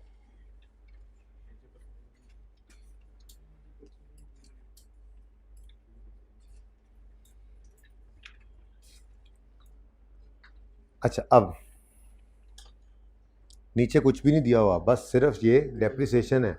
आगे कहता है क्लब के मेंबर, वो सब्सक्रिप्शन की एडजस्टमेंट है, वो तो आपने करनी है जब घर पे अभी सवाल करना है। मैंने रिवीजन प्लान में इसको डालना था, इसलिए मैं डिस्कस कर रहा हूँ थोड़ा सा अप्रोच बताने के लिए। अब बच्चों, अज्यूमिंग कोई एडिशन डिस्पोजल नहीं है और डेप्रीसिएशन रेट 5% है, चाहे कॉस्ट मॉडल है चाहे रिड्यूसिंग बैलेंस है, उसको छोड़ो, ठीक है। ओपनिंग में ये पड़ा है और 5% है, तो मैं कह सकता हूँ कि ये ओपनिंग 100% है और ये 95% पे आ गया हुआ है। तो आप अपना फॉर्मूला लगाएं फिर। गिवन अमाउंट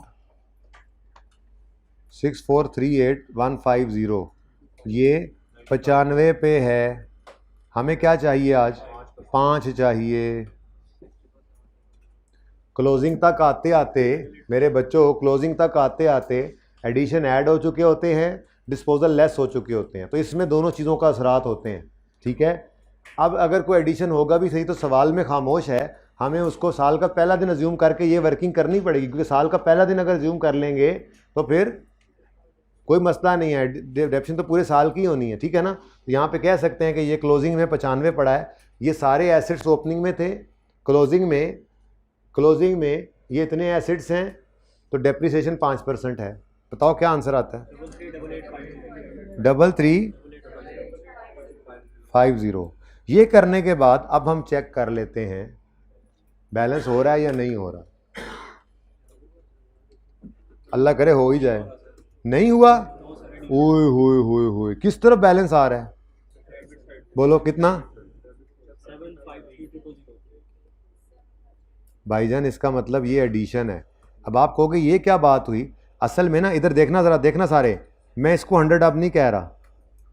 असल में सवाल खामोश है ना, साल का पहला दिन अज्यूम करना ही पड़ेगा, मजबूरी है। ये सारा ही मिलकर क्या है? 100%। देखो ना, अगर एडिशन साल के पहले दिन हुआ है तो इस एडिशन ने भी सारा साल डेप्रीशिएट होना है, तो मतलब ये फिगर सारी की सारी ऐसी है जो सारा साल 5% कम होके यहाँ 95 बचेगी। सवाल खामोश है तो हम डेट ऑफ एडिशन तो इस साल का पहले दिन अज्यूम करते हैं। और मैंने ये तो नहीं लिखा, मैंने तो सिर्फ ये कहा कि 5% अगर डेप्रिसिएशन इस जगह से माइनस होती है तो ये चीज़ जो है 95 पे आई पड़ी है। फिर तो मैंने इसको डिवाइड किया, 95 से 5 से मल्टीप्लाई किया, आंसर निकल आया। अगर किसी एसिड के अंदर एडिशन नहीं होगा तो वो बैलेंस हो जाएगा। लेट्स ट्राई, अल्लाह करे अगला ना हो, वरना फिर तीसरा भी कराना पड़ेगा। फर्नीटूरे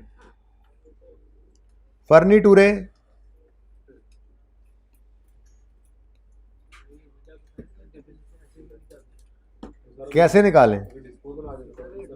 फिर वो डाटा देगा ना बेटा, अगर डिस्पोजल आएगा तो ऐसे थोड़ा ही आएगा, फिर वो डिस्पोजल का डाटा देगा जिससे आप फिगर यहां लिख सकेंगे। वो वाली अभी नहीं दिया उसने, लेकिन वो खामोशी से हो सका इसी वजह से क्योंकि साल का पहला दिन अज्यूम कर लिया। अभी देख लो, ठीक है। वो सवाल बना, ये ना कहा करो अगर इसमें ये होता, अगर इसमें ये होता तो वो 7600 चीजें और देनी पड़ती उसको, तब जाके वो सवाल होता। और ऐसा सवाल किसी ज़माने में आया करता था इंट्रो FR 1 में, जब लेजर्स बनवाता था, मिसिंग इन्फॉर्मेशन वाला। आम सवाल नहीं होता था, बड़ा खास सवाल होता था, वो इंट्रो में कराया जाता था। पता नहीं आजकल करवाया जाता है या नहीं इस तरह का सवाल।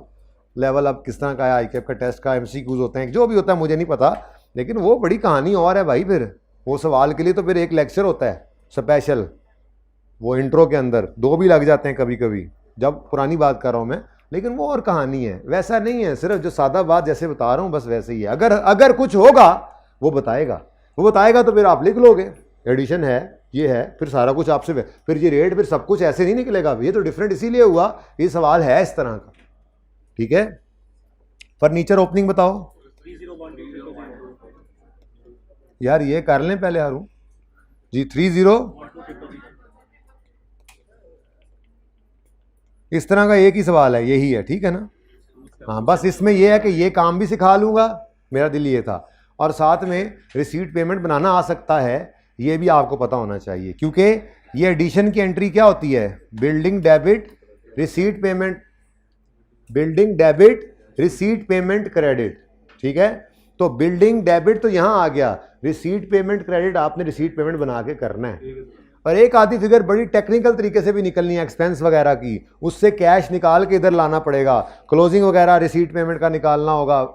देखोगे इंशाल्लाह बड़े मज़े का सवाल है, लेकिन जो चीज़ गड़बड़ करती है ना वो मैं सिखा रहा हूँ, बाकी तो आप हाथ पाँव मार के कर ही लेते, लेकिन मेरा दिल था कि ये सवाल आप करें भी ज़रूर। अच्छा सॉरी 2710 जी। अब इसका डेप्शन मेथड कितना है 10, इसका मतलब ये 10% कम हो चुका है, तो क्लोजिंग, सवाल ने कोई एडिशन डिस्पोजल नहीं बताया, अगर कोई निकला तो वो एडिशन साल के पहले दिन होगा, डिस्पोजल भी साल के पहले दिन होगा, कहानी खत्म। डिस्पोजल होगा तो 1 रुपए की डेप्शन नहीं होगी, एडिशन होगा तो 1 रुपए की डेप्शन माफ नहीं करेंगे, सारा साल कर देंगे ना। तो दोनों सूरतों में हमें सही है, कोई मसला नहीं है, क्योंकि सवाल ने डेट नहीं बताई, वरना तो सवाल को सारा डाटा देना पड़ेगा भाई, समझ आई है? ठीक है जी। अब अगर ये 95 ना कर देना, अब ये 100 है, ये इधर 100 होगा ना, 5% कम होकर ये 95 आ गया, ठीक है सॉरी जी। 800 डिवाइडेड बाय 90 है, और 10 कितना होगा, वो गिवन अमाउंट वाला फॉर्मूला 00। बताओ बैलेंसिंग फिगर क्या है, मतलब कोई एडिशन नहीं था, नहीं, ठीक है। इस तरह से आपने ये अप्रोच देखें, इस तरह से आपने ये 4 अकाउंट्स बनाने थे, ठीक है। 5वीं इन्वेस्टमेंट है, उसमें कोई डेप्रिसिएशन नहीं होती, लेकिन सुकून है, वैसे ओपनिंग में कोई नहीं थी, क्लोजिंग में आ गई, मतलब इसी साल खरीदी है इन्वेस्टमेंट, कैश नज़र आ रहा है, फिर रिसीट है, एडिशन है, ठीक है, कैश फ्लो तो नहीं बना रहे ना, लेकिन आज कैश की तरफ क्यों मुसीबत पड़ी है दोबारा, उसने रिसीट पेमेंट मांग लिया है, तो मुमकिन है ना ऐसा हो जाए कभी, जो ऐसा हो जाए तो असल सिखाना तो रिसीट पेमेंट था, लेकिन ये शरारत सवाल है ना, जो थोड़ा सा शरारत है सवाल के अंदर, मैंने कहा ये भी सीख लेंगे चलो साथ के साथ, बाकी सवाल में असल मकसद है रिसीट पेमेंट सिखाना, किसी और सवाल में बना लेते आप तो भी सही था, ठीक है ओके। अच्छा उसके बाद देखो सब्सक्रिप्शन आ रही है, प्री पेमेंट्स हैं, एक्सपेंसेस हैं, सब्सक्रिप्शन है, बाकी कोई सवाल में और जान है ही कोई नहीं इसके अलावा, तो ये ही 2 चीज़ें थी, एक इस तरह से कैलकुलेशन करना, और दूसरा रिक्वायरमेंट में रिसीट पेमेंट का होना, ठीक है जी। तो ये रिवीजन प्लान में होगा, इसलिए बेहतर है आज ही कर लीजिएगा जी। हाँ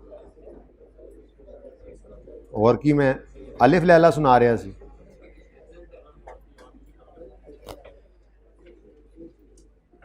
गैरतमंदो चुप कर जाओ,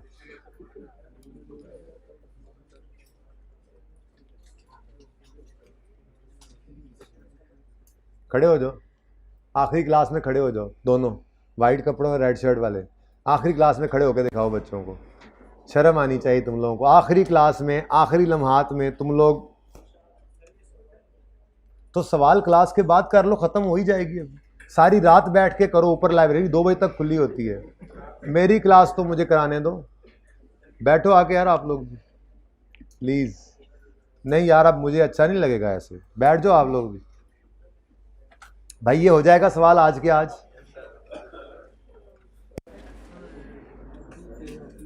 और कुछ रह तो नहीं गया, अदर एस्पेक्ट्स रह गए हैं। Oh this one is the important one, लेकिन बहुत आसान, बहुत ही खूबसूरत, क्या ही प्यारा कॉन्सेप्ट है।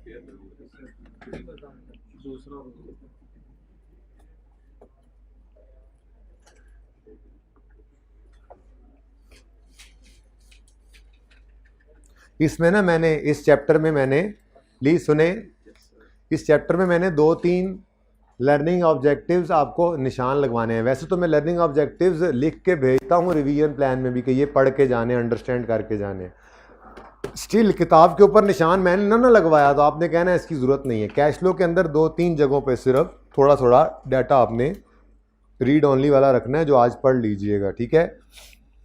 कोई क्वेश्चन होगा तो मेरे टीए को आप बता देंगे, मैं वो नोट कर लेगा, और जिस दिन मैंने स्टैंडर्ड्स आपको हाईलाइट करके देने हैं ना, वो अगर कल टाइम मिला तो वैसे मुश्किल है कल टाइम मिले, तो FAR 2 का काफ़ी काम है, तो वो जब मैं FAR 2 को मैंने अभी बुलाना है, आपकी तो आज क्लास फाइनल हो रही है ना, उनको 9 या 10 को बुलाना है, तो उस दिन जब मैं आऊँगा तो उनको पढ़ाने के बाद एंड पे फिर मैं बैठ के आपके लिए स्टैंडर्ड्स को हाईलाइट कर दूंगा इसी कैमरा में। तो उसमें फिर जो इश्यूज़ आए भी होंगे इस कैश फ्लो की अगर थ्योरी में, तो आप वो टीए को नोट करवा दीजिएगा। बट प्लीज़ अगर किसी चीज़ की इजाज़त दी जाए तो उसको इतना मिसयूज़ ना किया करें कि उसका फ़ायदा ना रहे, उसे बंद करना पड़े। तो लेजिटिमेट जो पॉइंट हो सिर्फ वो पॉइंट आपने रेज़ करना है और किसी एक टाइम को डिसाइड कर लीजिएगा। जैसे आज जुमा है तो संडे की नाइट तक आप पढ़ के और एक ही बार सारे बच्चे संडे की नाइट को वो मैसेजेस कर दीजिएगा कि जी ये पॉइंट्स हैं, ठीक है। तो अगर कोई होता है तो, लेकिन वो मैं निशान में इसलिए लगवाऊंगा कि क्या पता कोई एक आधा एमसीक्यू आ जाए, ठीक है। अच्छा जी, एक एग्जाम्पल आपके लिए मैं बना के लाया हूं, इधर देखो ज़रा।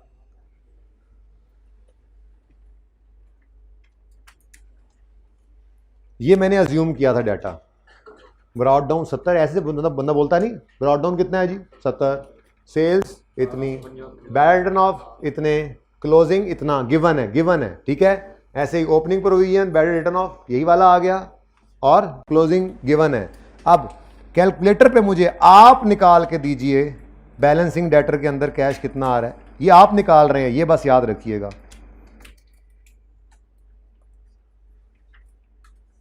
भाई प्लीज कर लें, 17 ये आपने निकाला है, माइंड इट, ठीक है। मैंने ये सारा डाटा अज्यूम किया था, आप कुछ भी और अज्यूम कर लें, फिर कैश आप निकाल दीजिएगा, ठीक है। इसका बैलेंसिंग फिगर क्या आ रहा है 19, इत्तेफाक से वो सेम हो गया। बैड डेट एक्सपेंस, ये हमारा बैलेंसिंग आया है, ये हम लेके जाते होते हैं प्रॉफिट एंड लॉस।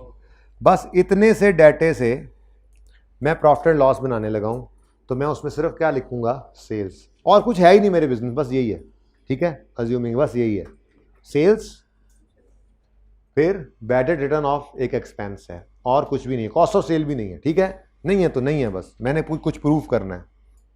ये मेरा प्रॉफिट एंड लॉस है, ठीक है। 2021 साल लिखा हुआ है, ठीक है। 1875 की सेल आ रही है, 1875 की सेल आ गई और 19 रुपये का एक्सपेंस आ गया।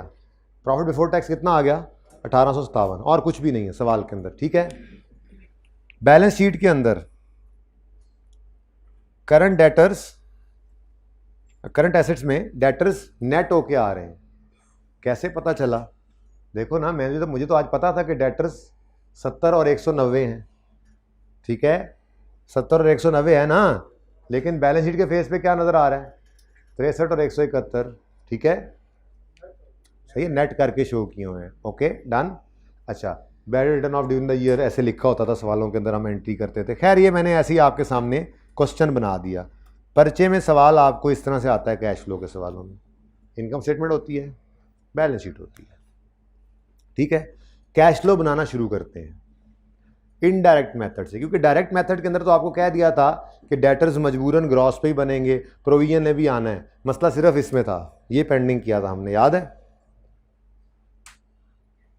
पीबीटी से कहानी शुरू करेंगे, बोलो। नॉन कैश को एडजस्ट करेंगे, वर्किंग कैपिटल आइटम्स को चेंज को लेके जाएंगे और कहानी खत्म। ऐसे ही है, मैं सिर्फ प्रॉफिट फ्रॉम ऑपरेशंस तक मैंने जाना है, ठीक है ना।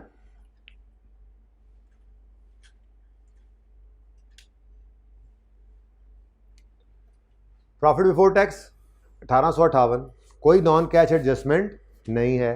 डेटर्स को समझाया क्या हुआ है, नेट करके ले जाओ, ठीक है। नेट वाले डेटर्स को उठाओ, नेट ही पड़े थे हमारे पास 63 और 171। इसका डिफरेंस क्या है, एसेट बढ़ रहा है तो ये एसेट डेबिट तो कैश क्रेडिट, तो -108।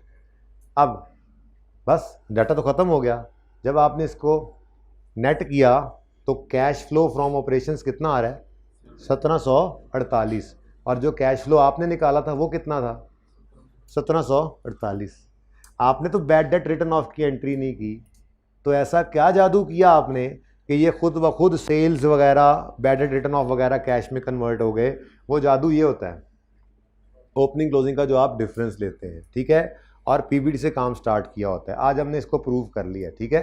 मैं इसको करीब करता हूँ अब, क्योंकि दूसरे वाला दूर पड़ा है, अभी वो पड़ा रहे, ठीक है। और भाई सही है। अच्छा, अब अगली कहानी आती है। ये तो हमने सीखा भी होता सर, नई बात क्या है, बस ये तो आज हमें सिर्फ इतना प्रूव हो गया कि हाँ जो कैश होना चाहिए था, वो कैश निकल भी आया है जो डायरेक्ट में हम निकालते थे डेटर के अकाउंट से, यहाँ पे नहीं बनाते थे ना। मैंने कहा था जो वर्किंग कैपिटल की चेंजेस नहीं लेते उसमें ऑटोमेटिकली ये कैश में कन्वर्ट हो जाता है। आज प्रूफ हो गया, लेकिन ज़रूरत नहीं है याद रखने की, आपको पता है कि किस मेथड में क्या करना है। हाँ, आज मैं ये कहने आया हूँ आपको कि अगर आप इस मेथड के अंदर नेट की बजाय ग्रॉस डेटर्स लेते हो, मिसाल के तौर पे सवाल के अंदर उसने दिए ही नेट डेटर्स होते हैं, ऊपर वाली कहानी छुपाई हुई है, ठीक है, और अदर इन्फॉर्मेशन में उसने लिखा होता है provision for doubtful that is, पता नहीं कितनी बनाई थी मैंने, नहीं ये बन रही है 10% ना, कुछ देखा तो होगा ना 10%, 190 का 10 19 और ये इस तरह से, ठीक है ना। अच्छा, तो provision for doubtful that is 10%, ठीक है। अब ये देखकर मैंने सिखाया हुआ है आपको खुद से वर्किंग करनी पड़ेगी। सवाल में अगर ये गिवन नहीं है प्रोविजन, ये सिखाई हुई है आपको, ये डायरेक्ट मेथड के लिए ज़रूरी जुज़्व था, तो इसलिए हमने इसको सीख लिया था। चलो जी, मैंने ये वर्किंग कर ली, मुझे डेटर्स ग्रॉस भी मिल गए। अब मेरा ये दोस्त कहता है नहीं सर मैंने नेट डेटर्स नहीं लेके जाने, मुझे नहीं पता, मैंने ग्रॉस डेटर्स ही लेके जाने हैं। तो मैंने कहा बेटा अगर ग्रॉस डेटर्स लेके जाओगे तो फिर प्रोविजन को इग्नोर नहीं कर सकते, फिर उसका ट्रीटमेंट भी करना पड़ेगा, ठीक है। लेकिन मसला कोई भी नहीं है, बड़े सुकून से देखो ज़रा दूसरी कैश फ्लो बनाते हैं हम जी। मेथड वही है, मेथड तो डायरेक्ट ही है, ठीक है। पीबीटी कितना है 1856 स्टार्टिंग पॉइंट, कोई नॉन कैश एडजस्टमेंट अभी तक नहीं है, ठीक है। डेटर्स आपने कौन से उठाए, ग्रॉस। अब ग्रॉस डेटर्स 70 से 190 कितना डिफरेंस है, 120 का, 120 से डेटर्स बढ़े हैं तो कैश ने क्या होना है, कम, ठीक है। लेकिन साथ ही ख्याल आया आपको, ओहो हम तो ग्रॉस डेटर्स ले गए हैं तो प्रोविजन भी तो अब यहीं पे ही है, वो तो कहीं नहीं छुप पाई, तो प्रोविजन को भी मजबूरन आपको लेना पड़ेगा अहमद भाई। अब प्रोविजन के लिए भी उसूल वही रख लें, हालांकि नॉन कैश एडजस्टमेंट में जा रहा हूं, वहां पे हम इस तरह से नहीं देखते थे ओपनिंग क्लोजिंग, लेकिन ये टिप है आपको कि प्रोविजन के लिए भी वही काम कर लें। क्या काम कर लें, प्रोविजन को भी देखें, ओपनिंग से क्लोजिंग की तरफ जाते हुए प्रोविजन बढ़ रही है। Provision is just like liability, it is not a liability but it is Contra asset, तो जस्ट लाइक लाइबिलिटी। तो लाइबिलिटी बढ़े तो लाइबिलिटी क्या होती है, क्रेडिट, तो दूसरा इंपैक्ट कैश में क्या होगा, डेबिट कितने से बढ़ी, तो नॉन कैश एडजस्टमेंट्स में जाके मजबूरन आपको +12 लिखना पड़ेगा। जब ये करके आप इधर आए तो आंसर फिर भी सेम है। तो ऑप्शन का मतलब ही यही होता है कि आप इनडिफरेंट होते हैं, दोनों में से जो मर्जी काम कर लीजिए, ठीक है।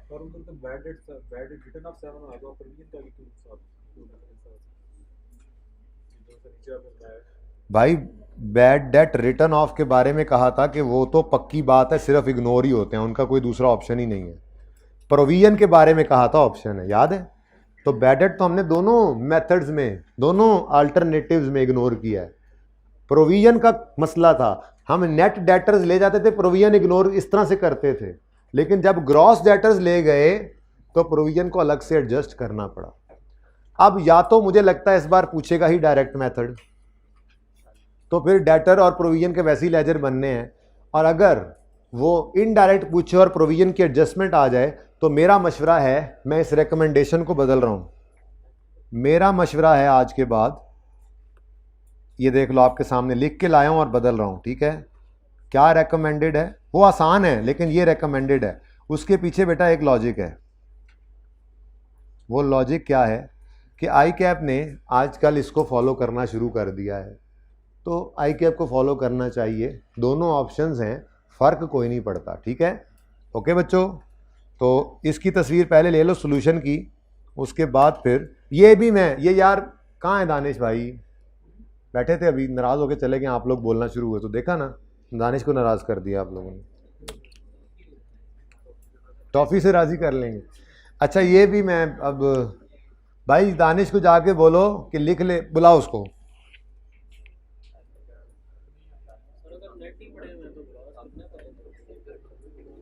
जी भाई, भाई ये फिर क्लास के बाद दोबारा आओ या रिकॉर्डिंग होगी उसको सुन लेना, अवेलेबल होगी। अब का टाइम है दोबारा इसको रिवाइज करने का, इतनी आसान बात को, इसके लिए तो अपलोडेड है, सुकून से बैठ के ठंडे दिमाग से सोचना। वैसे भी क्लास एंड हो गई है, कोई छोटी मोटी चीज़ है भी तो मैं बस निशान लगवा दूँ, मैं पढ़ा कुछ नहीं रहा बस, ठीक है ना, रिलैक्स हो जाओ ज़रा। सॉरी बेटा, चाय अगर आती तो इतना भी ना पढ़ा होता, ठीक है, माजरत के साथ। ओ गैलेक्सी के बारे में भाई भाई भाई दानिश लिख लो, अब ये पेंडेंसीज हफ्ते बाद, ये 10 तारीख तक ही सवाल आएगा आपको, ठीक है। 10 तारीख इसलिए कह रहा हूँ कि मैंने FAR 2 को 10 तारीख को बुलाया हुआ है 6-7 घंटे के लिए।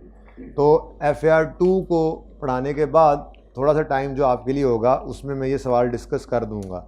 मुझे वैसे बच्चों की कोई ज़रूरत तो कोई नहीं होगी, सवाल डिस्कस करना अच्छा है, कैमरे को जल्दी समझा लेता है बंदा, लेकिन स्टिल मैं मैसेज करवा दूंगा। कुछ बच्चे हो सकता है लाइब्रेरी में बैठे हुए हों, ठीक है। मैं साकिब को क्यों बुला रहा हूँ, मैं यहाँ पे खुद लिखता हूँ कि इसको टू बी गिवन, लेकिन भाई आप भी लिखो, याद आपने फिर भी करवाना है। To be provided till 11th, वो तो अभी हो जाएंगे एक आध दिन में, ठीक है। अब भाई 1 मिनट, मैंने बंद नहीं करवाया, कैश फ्लो के दो चार पॉइंट्स वो भी उसी में भेज दूंगा।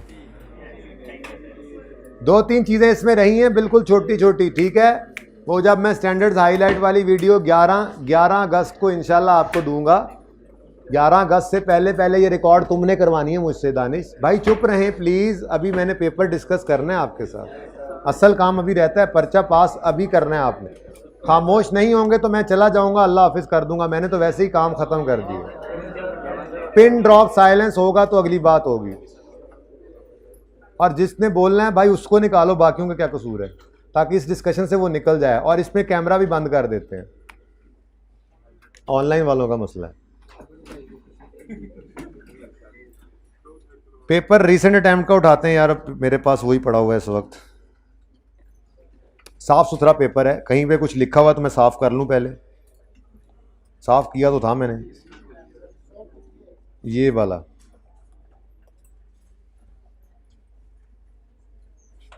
क्योंकि ऐसे ज़रा सब सामने आए ना, जब बिल्कुल सिर्फ तसल्ली से एक बार देखना है आपने, थोड़ी सी डिस्कशन जो मैं कर रहा हूं, बस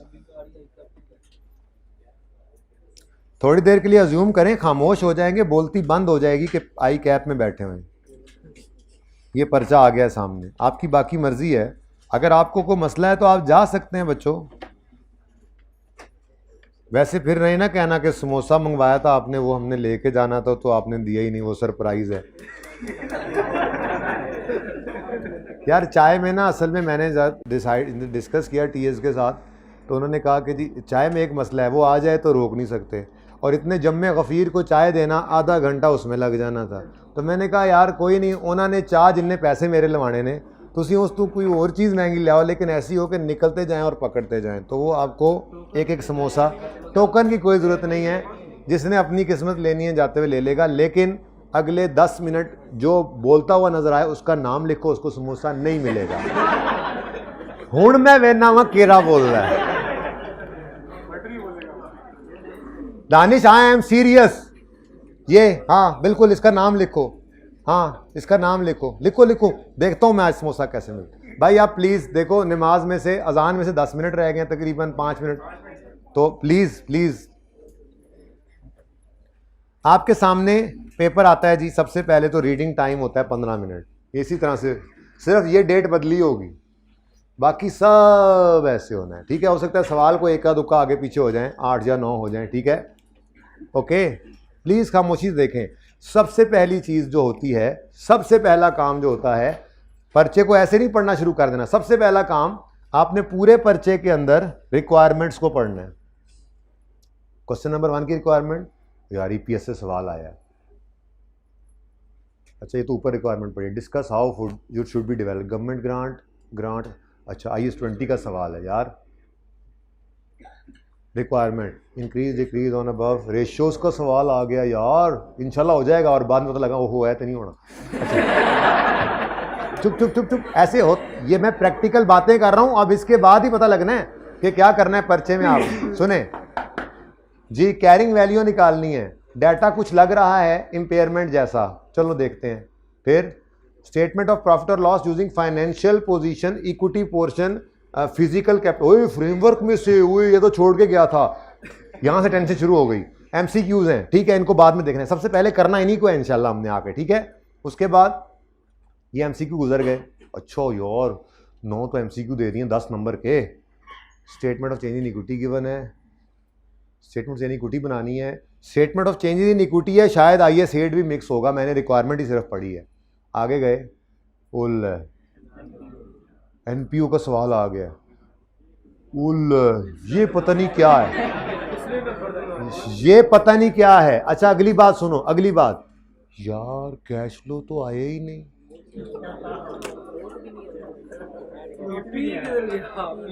ऐसे हाथ पांव फूल गए, क्यों? कैश फ्लो तो बहुत अच्छा तैयार होता है बच्चों का, अक्सर मुश्किल टॉपिक है लेकिन अच्छा तैयार हो जाता है, मेहनत करते हैं तो। अब एक तो बच्चों को धचका लग गया इस सफ़े को, इन सफ़ों को देखते हुए, cash flow is no more, cash flow नहीं रहे। अच्छा नॉट इज। अब अगली बात ये है कामयाबी की पहली सीढ़ी, ठीक है, साइड पे करो, सबके लिए नहीं है ना कैश फ्लो, अकेले मेरे के लिए नहीं है, ठीक है। ये 100 नंबर का पर्चा है ना, मैंने 50 लेने हैं, कोई मसला नहीं है, मैक्सिमम क्या होगा, फेल हो जाऊंगा, होगे नहीं इंशाल्लाह, हैं? खुद को कह लो कि यार क्या होगा, फेल ही हो जाऊंगा ना। देखो मैक्सिमम यही हो सकता है, इससे ज्यादा कुछ नहीं हो सकता, इससे ज्यादा कुछ नहीं हो सकता, ठीक है। अच्छा सुने, लेकिन हौसला कर लिया तो फिर पार भी लग जाओगे, क्योंकि इसमें भी पासिंग मार्क्स हैं। अब दिमाग के अंदर आ चुका है आपके कि ये चीजें आई हैं, धचका लग चुका है, कैश फ्लो नहीं आई है, कोई बात नहीं। अब क्योंकि 15 मिनट है, ये आपने तकरीबन 1 मिनट में सिर्फ पर्चा पलटना, रिक्वायरमेंट्स देख लेनी, मैं तो बोल भी रहा हूँ ना साथ साथ, और शुगल भी आप लगा रहे हैं। अच्छा उसके बाद आपने अगला काम क्या करना है, आपने फौरन आना है MCQs पे, ठीक है। जो बिल्कुल ईजी लगे ऐसे नुक्ते शुक्ते लगा लेने उनके ऊपर, ठीक है। अल्फा मेड अ प्रॉफिट, हाँ ओह ये तो हो जाएगा, नहीं हो जाएगा, बड़ा आसान है। ये रिटेन स्टेटमेंट ऑफ इक्विटी के अंदर ओपनिंग प्रॉफिट डिविडेंड करना होता है, ठीक है। तो आपने कैलकुलेटर पे इनको कर लिया, और बैलेंसिंग वो, अच्छा ये कैश फ्लो का था, ठीक है। तो आपने अगर इजीली हो गया, ठीक है, समझ आ रही है, उसको प्रोविजनली लगा लिया, ठीक है यार आसान है, ये बन रहा है, फिर एक बार चेक कर लूँगा, राइटिंग टाइम तो अलग है जो सही वर्किंग होगी प्रोविजनली। आगे गए, companies cash balances have increased. अब 15 मिनट हैं, 15 मिनट में से 1 मिनट गुजरा है रिक्वायरमेंट पढ़ते हुए, ठीक है। बाकी 14 मिनट में हर MCQ पे 2-3 मिनट लगा लो, ठीक है, सुकून से वो हो जाएगा। तो ये 10 नंबर के 18 मिनट आपके बच गए, और ठीक है ना। तो आपने सबसे पहले कोशिश करनी है जो MCQs इसमें से इजी लगें वो कर लें, जो मुश्किल लगें उन पे निशान लगा लें कि तुम्हारी जब बारी आएगी फिर तुम्हें तुम्हारा ड्यू टाइम भी दे देंगे। आसान के होने से आप थोड़ा सा कॉन्फिडेंट हो जाते हैं कि यार अभी तो टाइम शुरू भी नहीं हुआ और मैंने इतना पर्चा तैयार कर लिया, ठीक है। सबसे पहले मुझे ये लगता है कि MCQ कर लेने चाहिए, बाकी कोई और बच्चा और अप्रोच वाला भी हो सकता है। उसके बाद कोशिश करनी है आसान से मुश्किल की तरफ चलना है, और ये बैड लक कहता हूं मैं बच्चे की कि वो पहली बार गलत सवाल को हाथ डाल बैठे और समझ आने पे भी ना छोड़े, चिच्चड़ हो जाए। चिच्चड़ समझते हैं, ठीक है ना, नहीं होना।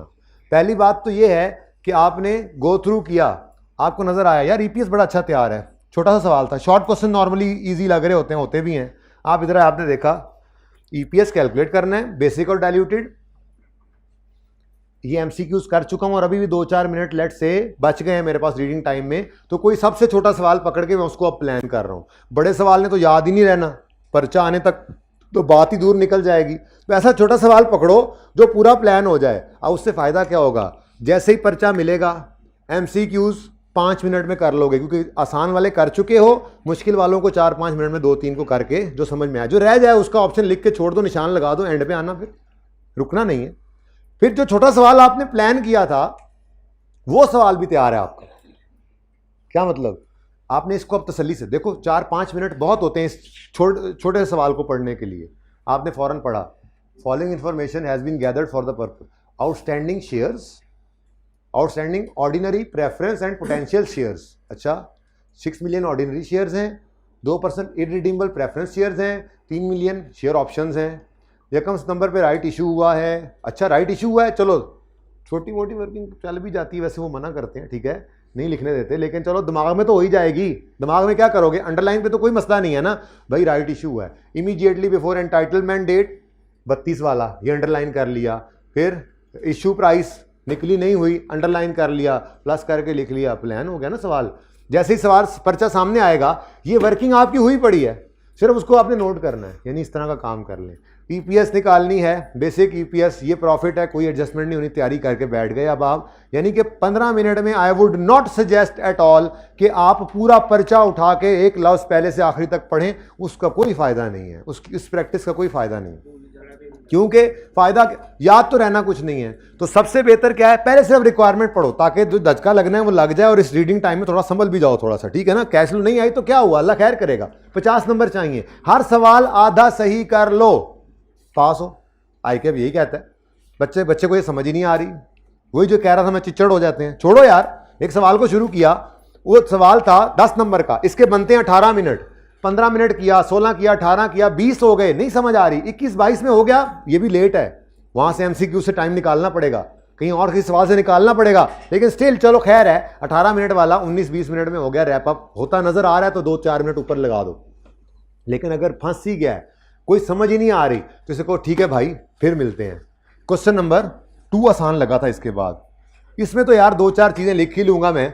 ये तो गवर्नमेंट ग्रांट का स्टैंडर्ड खोला, क्या चीज़ आ रही है जी, इसमें वो लोन आ रहा है जी फॉरगिवेबल, मिसाल के तौर पे फॉरगिवेबल लोन। हाँ यार वो तो निशान लगा हुआ था, ओपन किया, इसको ध्यान से पढ़ा, ठीक है जी, ट्रीटमेंट पूछा है, वहां से लिख के देख लो। अब कॉन्फिडेंस आ रहा है, जल्दी से जल्दी ज़्यादा से ज़्यादा नंबर आपने अपनी पॉकेट में करने हैं, ठीक है। तो क्या कर रहा हूं मैं, आसान छोटे सवाल पहले कर रहा हूं, अगले पे आया, ओ नहीं यार ये समझ नहीं आ रही, देखते हैं भाई तुम्हें। अगले पे आया, हाँ ये लगता है हो जाएगा इम्पेयरमेंट का, चलो अब इसको कर लेते हैं, ठीक है। अब ये 10 मिनट का सवाल है, 8 मिनट का नंबर का सवाल है, तो मतलब 15 मिनट में करना चाहिए। अब कोशिश ये करो कि ये 13-14 मिनट में हो जाए, पिछले सवाल में भी ज़्यादा टाइम लग गया था। करते करते मारा मारी करते करते आखिर 90-92 तक पहुंच जाओ, ये सेफ जोन है। 85 से तो ऊपर ही सेफ जोन शुरू होता है, कहीं डरते डरते कह रहा हूँ, 90-92 पे सेफ जोन है। मतलब अटेम्प्ट बढ़ाओ, जैसे कहते नहीं पोर्टफोलियो, रिस्क बढ़ाना, पोर्टफोलियो बढ़ा लो, डिफरेंट जगह इन्वेस्टमेंट करो ताकि कहीं लॉस आए तो कहीं प्रॉफिट। तो आपने भी यहाँ पे यही करना होता है, अपना पोर्टफोलियो डाइवर्सिफाई करना होता है, सवाल सारे करने हैं, ठीक है। हर सवाल में आपके लिए आसान नंबर पड़े हैं, कीप इट इन माइंड। हर सवाल में आपने कोई टॉपिक छोड़ा नहीं है, सारा कुछ किया हुआ है, और हर टॉपिक को हमने एक ही तरतीब से किया है। हमारे सवाल करने की तरतीब एक ही होती थी, हर सवाल को, हर टॉपिक के अंदर हम सवाल जो भी करते थे तरतीब एक होती थी, डाटा जैसा हो। तो वो तो कर सकते हो ना। एनपीओ का सवाल आ गया, कुछ समझ नहीं आ रहा, फॉर्मेट बनाओ और फिर अल्लाह का नाम लेके शुरू करो, पासिंग मार्क्स उसमें पड़े हुए हैं, ठीक है। अब ये सवाल कर लिया, फिर इसको देखा एक बार, नहीं नहीं नहीं यार जाने दो, आगे आए, हाँ ये तो छोटा सवाल है सर, बड़ा खप रहे थे, देखा शुक्र है मैंने कर लिया, ये फटाफट। शायद ये वो सवाल है जो सबसे पहले एमसीक्यू के बाद सबसे पहले ये कर लेना चाहिए था, मेरी नजर नहीं पड़ी इधर, खैर ज़हन में नहीं, ठीक है ना। कंप्यूटर पे है ना मेरे सामने सफ़ा, तो ऐसे सामने 2 सफ़े ऐसे खुल गए, ठीक है ना। तो आपने छोटे से आसान से मुश्किल की तरफ जाना है, और मेरा मशवरा बार बार 15 मिनट को कैसे यूटिलाइज करना है, एमसीक्यूज प्लान कर लो, जो मुश्किल लगे निशान लगा लो, और छोटे छोटे सवाल कोई 1 आधा या 2 हो जाएं, जितना टाइम मिले वो पूरा प्लान कर लो, सारा पर्चा नहीं पढ़ना। फिर कोशिश करनी है आसान सवाल, एमसीक्यू तो हो गए हुए हमारे, आसान सवाल यहां पे आए, आपने कहा यार आसान ही लग रहा है, उह अच्छा चलो इससे कोई आसान ना हुआ तो इधर आ जाऊंगा, इधर ही फंसना है ना, बाकी तो आता है। आगे गए, ये आसान लग रहा है, इसमें थोड़ा सा मसला हुआ था आपको, लेकिन वो भी शायद टाइम प्रेशर हो तो हो, बाकी कोई मसला नहीं था, ठीक है ना। चलो यार इसको ट्राई करते हैं, कर लो। उसके बाद जब ये देखा, आपने कहा भाईजान आपके पास एंड पे आऊंगा इंशाल्लाह, जिंदगी रही तो। माना कि आप 17 नंबर के हो, लेकिन आपके लिए मैं 20 मिनट भी ले आया ना, तो आप में से मैंने 10-12 नंबर चपीट लेने हैं इंशाल्लाह। लेकिन अगर मैंने आपको अभी गले डाल दिया तो मेरा बाकी पर्चा चला जाना है, हाथ पांव अलग। सवाल को पढ़ते हुए अंदाजा हो जाता है ना, देखो आपने एडजस्टमेंट पढ़नी थी, यहां तो सही लग रहा था आपको, उसने देखा जी एक्सट्रैक्ट्स बनाने हैं, आपने balance sheet income statement open कर ली, आपने सवाल पढ़ा, आपने कहा अच्छा यार ये एडजस्टमेंट हो गई, ये हो गई, यार ये समझ नहीं आ रही, तो ठीक है जगह छोड़ के आगे चले जाओ, लेकिन इसको एंड पे रखा आपने, क्योंकि ये मुझे देखने में ये मुश्किल लगा है मुझे सवाल अभी तक। उसके बाद फिर जो बचा हुआ है, आप इसकी तरफ आए, आप इसके ऊपर लगे रहे होंगे, सॉरी इस पे लगे रहे आप, और फिर यहाँ पे फंस गए आके, कोई बात नहीं, जो समझ आया to the best of your knowledge और स्किल जितनी डेवलप हुई है पर्चे की तैयारी करते क्लासें पढ़ते हुए करके कुछ ना कुछ, बस टाइम इसका ख़त्म हो गया है, ख़त्म नहीं हो रहा, ख़त्म करो, आगे चलो। दोस्त को भी छोड़ के आए थे, अस्सलाम वालेकुम भाई कैसे हैं आप? अब आप हैं और मैं हूं, और अल्हम्दुलिल्लाह मैं कॉन्फिडेंट हूं कि मैंने 83 नंबर का पर्चा कर लिया है, उसमें से कुछ नहीं तो मेरे 50 नंबर इंशाल्लाह आ ही जाएंगे। पता होता है करने वाले को, ठीक है ना, क्योंकि हर सवाल आता था सही तो वही होगा, कुछ आसान भी थे कुछ मुश्किल भी थे। आसान वाले ज़्यादा सही हो चुके होते हैं, मुश्किल वाले 50-50 होते हैं। अब 15 मिनट है, 20 मिनट है, इतने ही बचते हैं। वैसे आपस की बात है आखिरी सवाल के लिए, मेरा तजर्बा तो यही है, आप चीते हैं फिर जल्दी पहले कर लें, ज़्यादा बचा लें, हो सकता है। तो एंड में फिर आपने इसको पकड़ा और बिस्मिल्लाह करके, नर्व्स नहीं आपने जो है वो लूज करनी, ये नहीं हुई क्या हाँ रेशो छोड़ के आए हैं, ओए ये प्रेशर पड़ जाएगा, सॉरी, ठीक है ना। इससे पहले वो भी कर लेना है, वो भी आसान ही सवाल था, आपने करके देखा ही है। वो तो मैंने वैसे ही एक मिसाल दी कि आपको नजर आ जाए एक सवाल मुश्किल लग रहा है, उसको डिले करो। प्लीज अगर ध्यान से सुनो, सबसे अहम बात ही यही है, आसान सवाल आइडेंटिफाई कर लेना। मैं बैड लक कहता हूं कि कोई मुश्किल सवाल पहले पकड़ लो और उसमें फंस जाओ और कॉन्फिडेंस भी लूज हो और टाइम भी लूज हो। और अगर खुदा ना खास्ता कोई ऐसा सवाल आपके गले पड़ जाता है तो जो टाइम उसका लग चुका है, उसका ड्यू टाइम वो तो लग चुका है ना, उसमें नंबर भी आ ही गए हैं, उसको पेंडिंग करके 2 सफ़े छोड़कर आगे से नया सवाल शुरू कर लो, इंशाल्लाह उसके लिए भी टाइम बच जाएगा। नहीं तो जितने नंबर आपने उसमें से लेने थे वो ले लिए हुए हैं, ठीक है ना। तो शीट्स जितनी मर्जी लो, शीट्स के पैसे फीस देते हो आप एग्जाम की। वैसे तो 24, हमारे टाइम तो 24 सफ़े होते थे, आपके कितने 26-24 इतने ही होते होंगे। बुकलेट जो पहली मिलती है 20 होते हैं, 30 तो बहुत होते हैं, लेकिन कोई मसला नहीं है, आप एक्स्ट्रा शीट मांग लो तो वो देंगे आपको, ठीक है। तो भाई बस आखिरी बात करके अब मैं ख़त्म कर रहा हूँ। पेपर के लिए तो यही है टिप, 15 मिनट को कैसे करना यूटिलाइज, सिर्फ रिक्वायरमेंट पढ़नी है, MCQs को ट्राई करना है कि सॉल्व हो जाए। कोई मुश्किल लगे तो निशान लगा लेना, उस पर बाद में आना है। फिर कोई छोटा मोटा सवाल देखना है, उसको भी प्लान कर लेना है, ताकि जैसे ही आपको आंसर बुक मिले आप पहले 10 से 15 मिनट में 10 से 15 नंबर साइड पे लिख लो। ये वो कॉन्फिडेंस है जो फिर आपको कैरी करके आप आगे लेके जाओगे इस पर्चे के अंदर। ये बहुत बड़ा कॉन्फिडेंस होता है कि पहले 10-15 मिनट में आपके बैक में 10-15 नंबर आ चुके हों। फिर ये मेरे बच्चों ध्यान से देखा करो, एक चीज़ पॉजिटिव होती है ना, एक नेगेटिव होती है। आप ना यूं चलते हो, ओए 17 गए 18 गए, आप पॉजिटिवली चला करो, 10 आ गए हैं, 5 आ गए, 15 आ गए, ये पॉजिटिव तरीके से, ठीक है। और कॉन्फिडेंस से देखो आपने सब कुछ किया हुआ है। अच्छा, अब सबसे अगली बात और अहम, मैंने आपको पहले भी अर्ज़ किया है, मैं दोबारा अर्ज़ कर रहा हूँ, बड़े बड़े हीरो ज़ीरो होते हैं इस आखिरी महीने में ना पढ़ के, और बड़े बड़े ज़ीरो मेरे जैसे हीरो बन जाते हैं आप जैसे, अगर वो आखिरी महीने में पढ़ लें तो, ठीक है। तो ये आपका मतलब डू और डाई है, ठीक है। सारी चीज़ें थोड़े दिन के लिए छोड़ दें।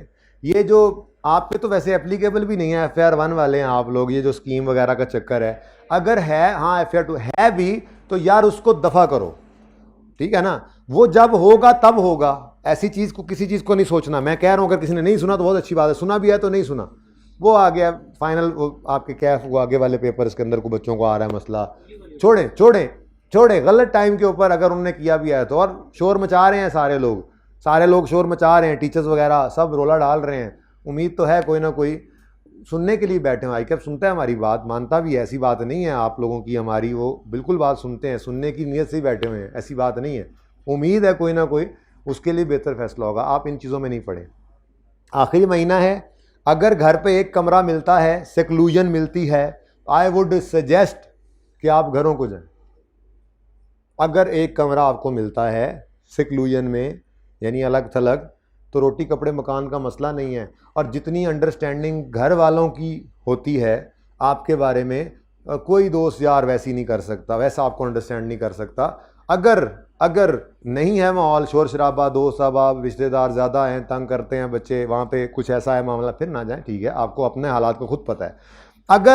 अगर तो आपको माहौल मुयस्सर हो सकता है, तो फिर ऑप्शन घर वाला लेना, घर बैठ के अम्मा अब्बा के पास पढ़ना, किसी वक्त उनकी दुआ लेना, उनको देखना, ठीक है, और अपने घर तैयारी करना।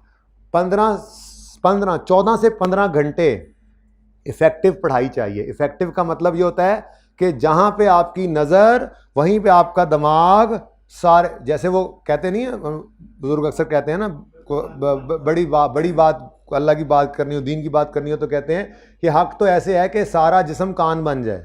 इसका मतलब क्या होता है? अटेंटिव होके सुने।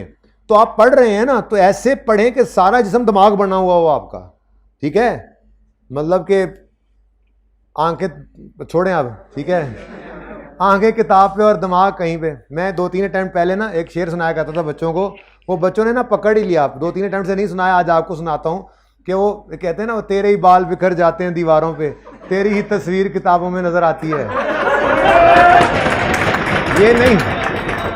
ये नहीं होना चाहिए, क्योंकि फिर आपका पर्चा रह जाएगा, ठीक है। पता है ये क्या, ये अनअवॉइडेबल सा लगता है बच्चों, और ये कोई जो मर्जी कहता रहे, ये हर एक के साथ मसले मसाइल ऐसे हो रहे होते हैं। लेकिन मेरी बात सुने प्लीज प्लीज प्लीज, ये इतना खतरनाक मामला होता है।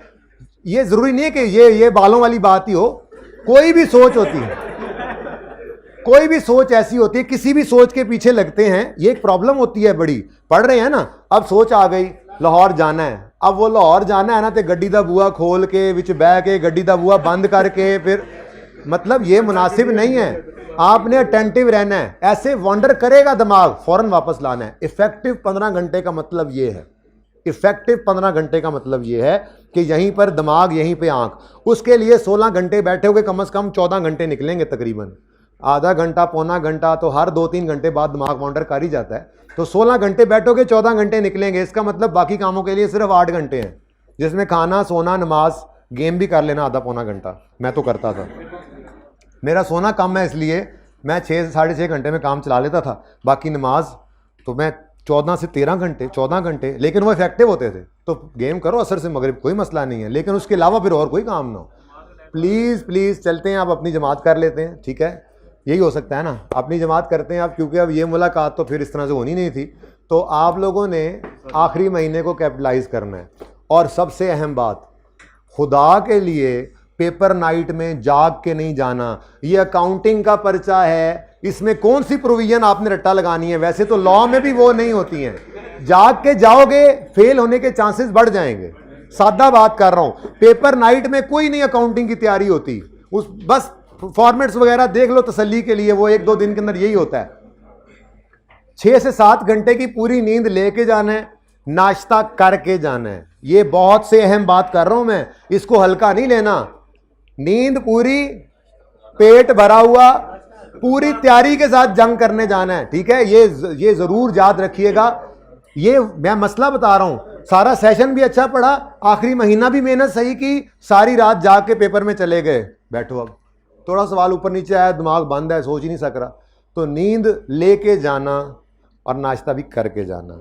बाकी अल्लाह से मांगते रहना, हमारे ज़िम्मे है मेहनत करना, ठीक है। तो हम मेहनत ही कर सकते हैं, बहरहाल फजल अल्लाह का ही होता है, बहरहाल अल्लाह मेहनत ज़ाया नहीं करते हैं, ठीक है। तो इसको कंटिन्यू करना, वालिदैन से दुआ कराना और कोशिश करना किसी के काम आते रहो, ठीक है। नमाज की पाबंदी करते रहना और उससे रूटीन बनी रहेगी आपकी इंशाल्लाह, ठीक है ना। बाकी बतकाज़ा बशरियत भाई, कहना सुनना हो जाता है, कुछ थोड़ा बहुत हो जाए तो उसको बेशक माफ़ी मुझसे मांग लें ठीक है। तो ज़िंदगी रही तो इंशाल्लाह फिर 11 तारीख को कैमरा पे मुलाकात होगी। और आखिरी बात, अगर मुझे कुछ और नज़र आ गया तो भी वीडियो आपको बहम पहुंचती रहेंगी ग्रुप के अंदर, किसी वक्त विज़िट कर लेना। कोई ऐसी बड़ी चीज़ नहीं होगी जिससे आप परेशान हो, ठीक है, कि आपको वो करनी पड़ रही हो। छोटी मोटी कोई चीज़ आ ही जाती है तो कोई नहीं, ऐसे ही जैसे आपके रिलैक्स टाइम का काम यही हुआ करेगा। चलो जी आज अदनान साहब ने ये वीडियो भेज दी है, चलो जी आज सर उमैर ने ये रिकॉर्डिंग भेज दी है, ये आपके रिलैक्स टाइम का लेट के सुकून से, अच्छा ये बड़ा अच्छा कॉन्सेप्ट है, ठीक है, ओके। तो नमाज के बाद इंशाल्लाह मैं अवेलेबल हूँ आपके सवालों के लिए। नमाज इकट्ठी पढ़ते हैं, आपका तो वहीं घर है, आपके घर ही चलेंगे, ठीक है, साथ ही तो हॉस्टल है आपका। और जी किसी का सवाल हो तो नमाज के बाद इंशाल्लाह मुझे बता दें, ज़िंदगी रही तो फिर होगी मुलाकात। अल्लाह हाफ़िज़, अस्सलाम वालेकुम।